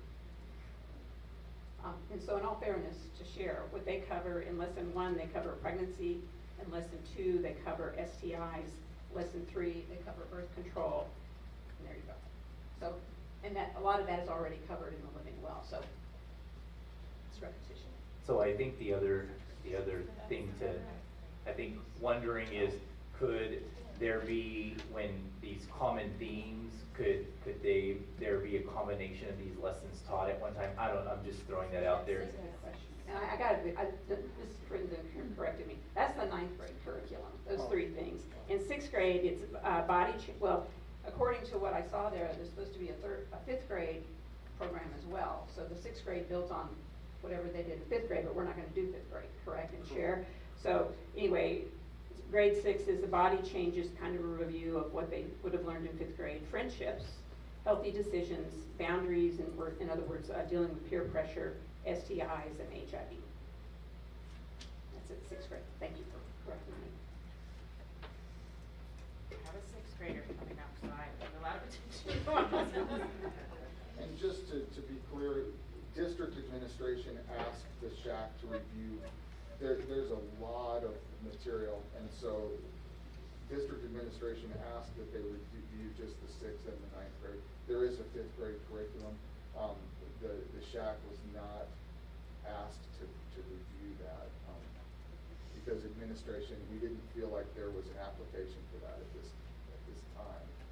It certainly could be something that you adopt and say, we see this need, but there were some challenges in our mind. And I'm guessing we chose 6th grade because all 6th graders do take PE. Correct. And then once you get into 7th and 8th grade, you're getting into athletics, and so you don't have a regular PE That's class. correct. And 6th grade is HEB camp. Correct. So, just bringing that up because that's another part of the 6th grade experience in Seguin ISD. And that's, when you're counting the days of physical activity, we can factor in that too.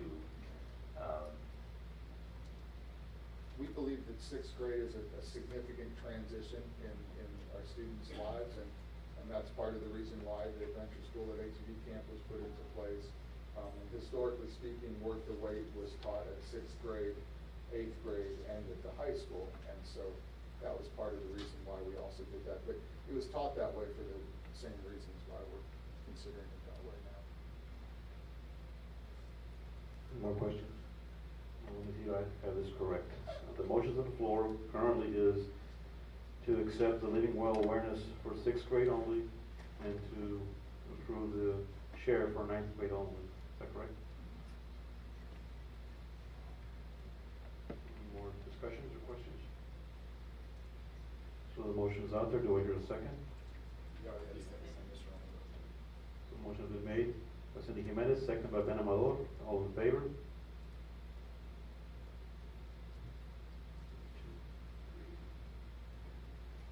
3. All against? 3. Yeah, we're That's 4, and 4-2. 3. 4, 3-2.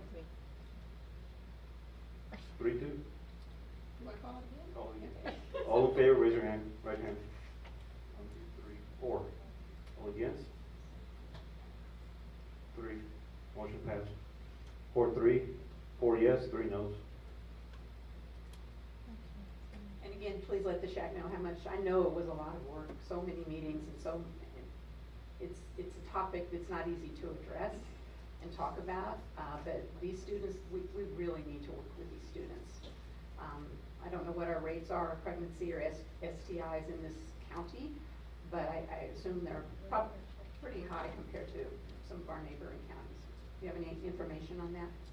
It's a kind of elusive number because it's compiled at the county level, and so it's a little bit tricky. But we do have participation on the SHAC from one of our county nurses, who I'm certain she'd be happy to come and present with us and share some of that information.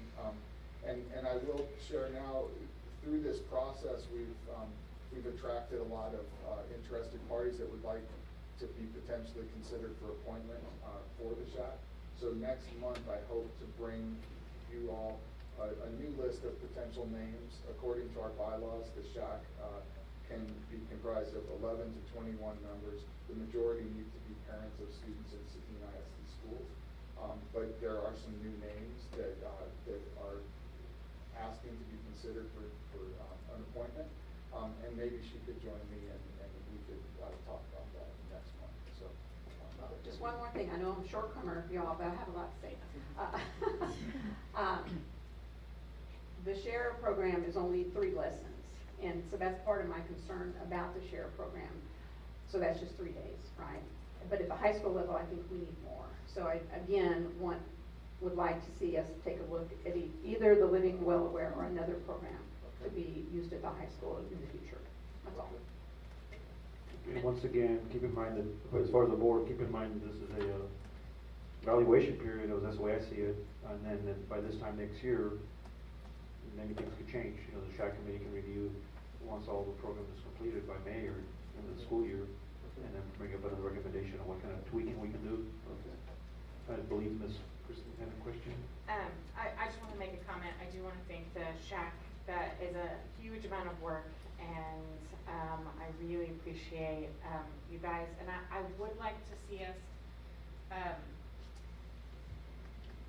look at 5th grade or look at some of the other things, because there are some things that I know we learned when I was in school that were missing some of the stuff. And I don't usually, you know, change anything that a committee suggests, but the instructional days thing is huge. But I think we have the opportunity to look at either the SHARE program or another program in some other grades to get the kids what they need.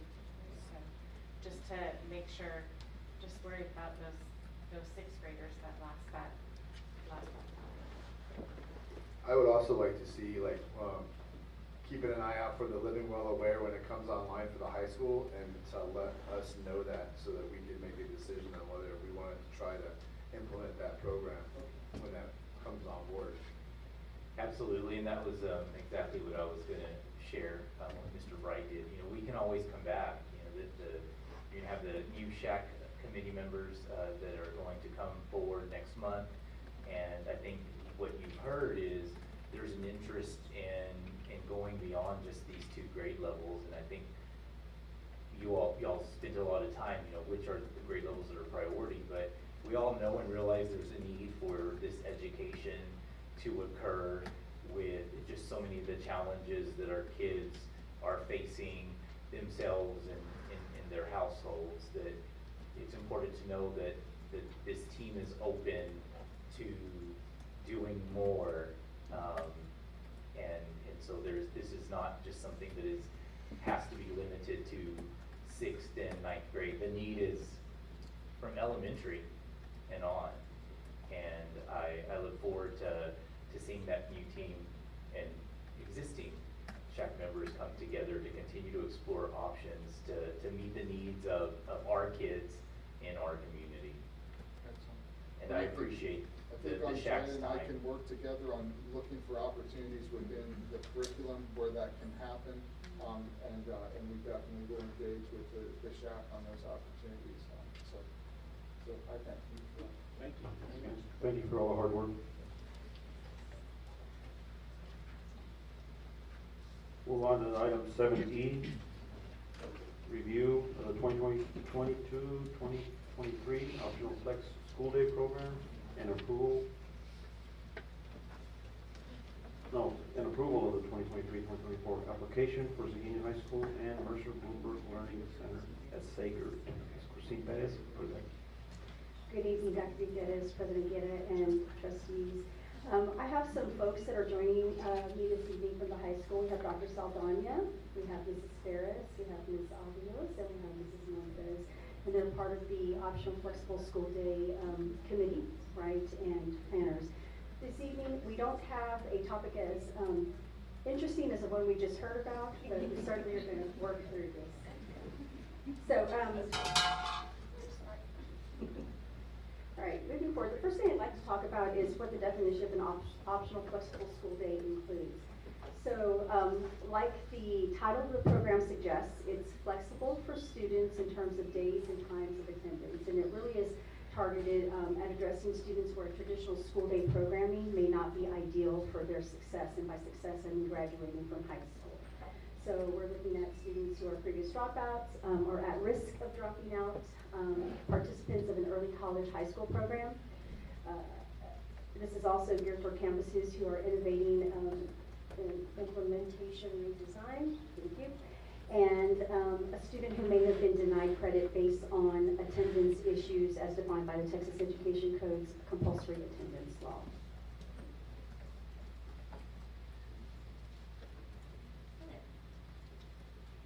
So the goal of the program,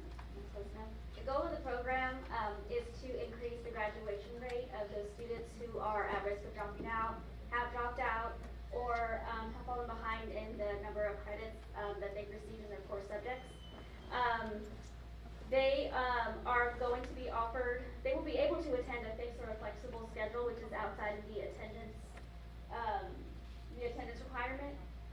Some examples of the flexibility would be students would be able to attend a morning session, an AM session, or a PM session. If students attend an AM session, they would be able to extend their day a little bit. If their schedule permits, they could stay a little bit later. Students that are attending the afternoon session, if their schedule permits, they can come a little bit earlier, just depending on how their schedule works out with their school day. And there's some other examples as well: weekend to night classes, extended day classes, which would be like the tutorial times, and credit recovery classes.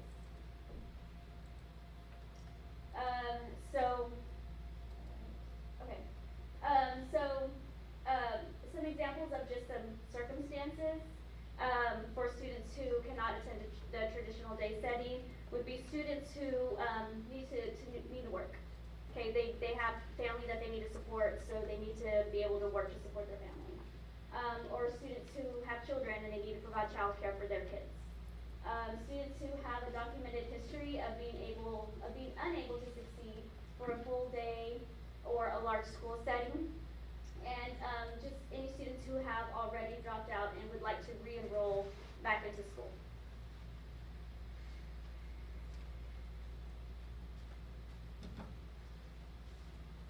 So in order to have this program, there's certain requirements that have to be fulfilled. First is we have to implement a plan. We have to have available staffing information, the schedule information, and the procedure documentation for attendance. Once the program is reviewed, TA will let us know if it's been approved. So for us, our procedure is the student will meet with a counselor to identify if they are a candidate for this program. The student will complete an application. The parent, guardians, and the student will meet with the committee, and then upon approval, the student will begin the optional flexible school day program at the first day of the next grading period. Over the history of the program, we've had 720 semesters of credits recovered. So we have had this program at our school. We've had 77 students graduate through the program, and we anticipate another 75 for the upcoming year. That's last year's numbers, last school year's numbers.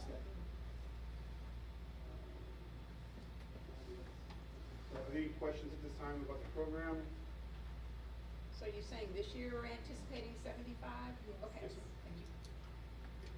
I know that from when Mr. Amador and I toured the high school, it was my first time through the high school being on the school board, and we went through this class. It was full. There was a bunch of students in there working on their own, hard work being done. It was very impressive to see. And then when I went back to the CTE signing day at the end of the year, there was like one or two, because they all completed all their requirements and were getting ready to graduate or whatever. It was just amazing to see that achievement and all that being done, and those kids being the driving force for that, because they're there to make it work so they can succeed in life. This is a great program. They also have support from Ms. Avalos, who does a phenomenal job of supporting these students. She was also a Superintendent's Apple Award winner, but it makes a difference, the relationships and her availability and her responsiveness to these kids at any time of the day or night. I was excited to finally visit and see, and you can just tell that that's their home, and they do really well there, and it's really appreciated. Any more questions for presenters? Do I hear a motion to accept item 7E? Mr. President, I move to approve the 7E as presented. I second. Motion has been made by Mr. Bright to approve 7E and seconded by Ms. Duncan. Any discussions? All in favor, raise your right hand. Motion passed, 7-0. Thank you. Thank you for everything you do. Item 7F, First reading for consideration or approval of the Texas Association of School Boards policy updates. 121, affecting legal and local policy. And Deputy Dr. Veronica Vigil will present.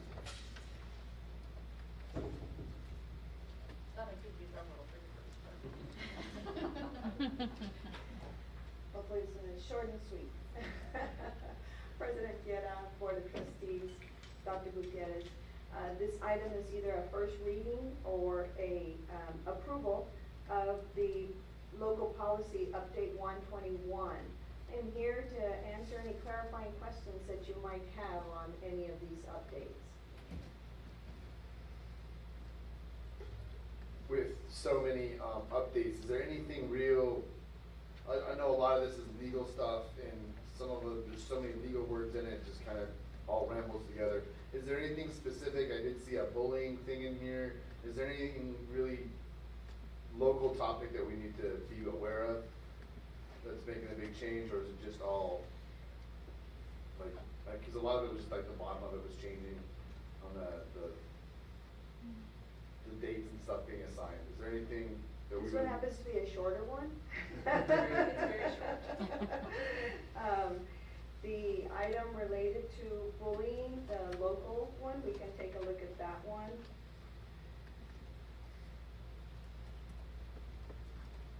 That was a local policy.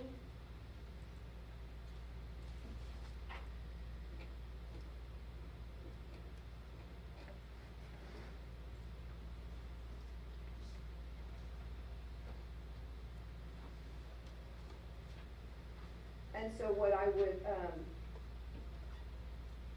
zone in on is FFI local, the minimum standards for bullying prevention, completed by TEA on January 31, 2023, include a requirement for policy provisions on reporting bullying incidents. Existing policy language addresses reporting by students and staff. The enclosed revisions are recommended to address a new minimum standards. And so what it's asking us to do is to keep the superintendent apprised of the number of bullying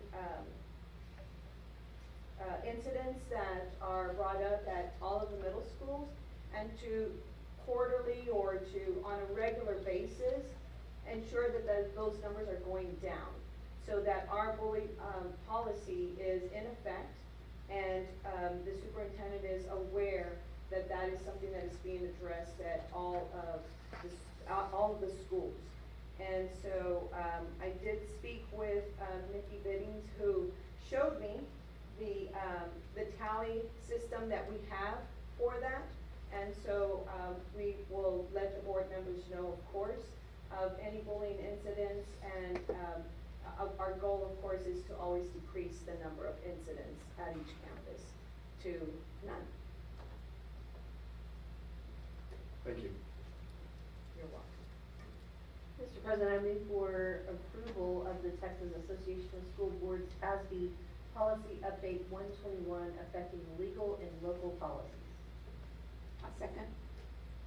Motion has been made by Lyndon Duncan to approve action item F, and second by Ms. Jimenez. Any further discussions or comments? All in favor, raise your right hand. Motion passed, 7-0. Thank you. Now we'll move on to item 7G, approval of retention stipend for existing math instructors at Seguin High School. Mr. President, I move to table this for a later board meeting, at a later time. Motion has been made by Cindy Jimenez and second by Carl Jenkins to table for the further meeting until we gather more information and more data. All in favor, any discussions?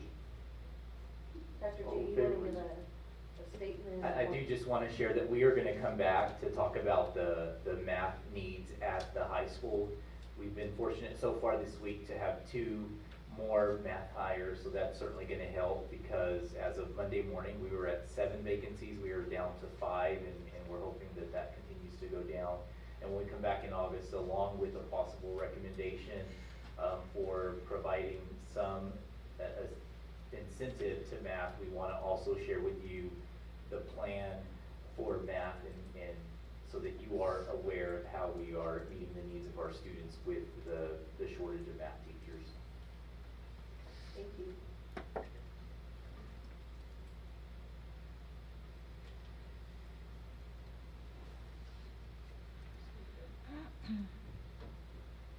Do you want your vote? All in favor, raise your right hand. Opposed? Motion passed, 7-0. The next item is H, nominate candidate for the TASB Board of Directors.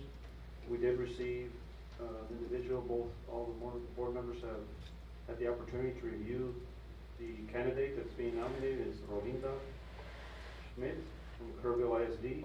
She will be representing Region 20. So do I hear a motion for approval? Mr. President, I move to approve the candidate for the TASB Board of Directors as presented. I'll second that. Motion has been made to approve item 7H. Any discussions? All in favor, raise your right hand. Motion passed, 7-0.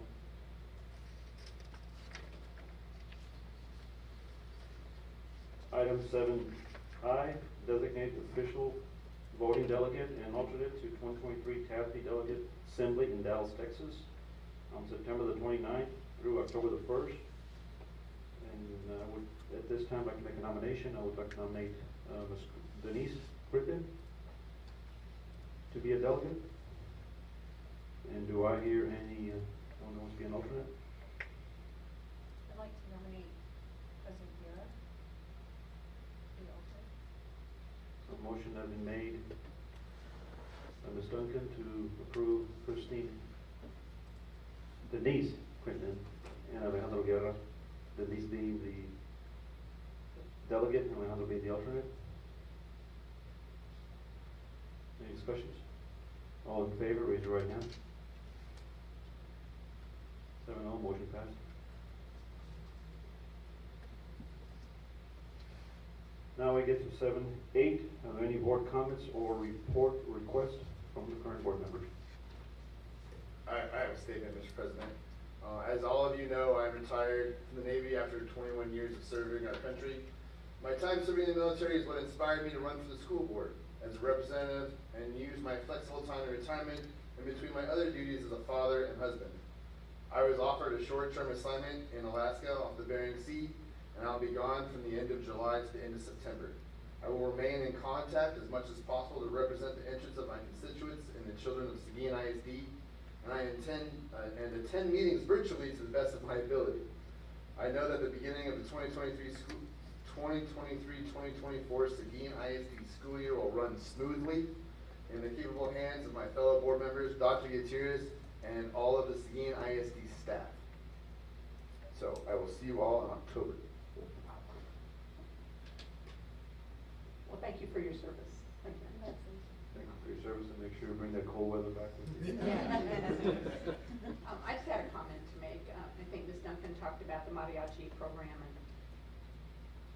when I first came on the board, I think we had a mariachi program, but it was definitely not getting any traction. There weren't even any resources. So it wasn't until the 2016 board came on, and then the 2020 board, and of course Dr. Gutierrez. He's the driving force behind everything that's happening in the mariachi program. And some of you maybe still haven't. You need to go to one of their concerts. It's amazing. That's about the only time I've ever seen the shack full. Because you've got every friend and every family member. Yeah, packed. Did I see shack? I gave myself a headache earlier today, so be packed, completely full, and it's loud between the presentations, but during they're 100% respectful, and everybody is so proud of somebody on that stage, and it's truly a remarkable program. So really, Dr. G, I give you kudos for making this happen. And I would just like to add that congratulations to the mariachi program. They did win first place in Albuquerque, New Mexico, and that is a big event of the mariachi groups from all over the United States to go compete in that area. Good job. So now we're down to the last item, 9, to adjourn the meeting. Do I hear a motion? Motion is made by Ms. Menador, second by Mr. Wright. All in favor, raise your right hand. No, motion passed. It is 9:16.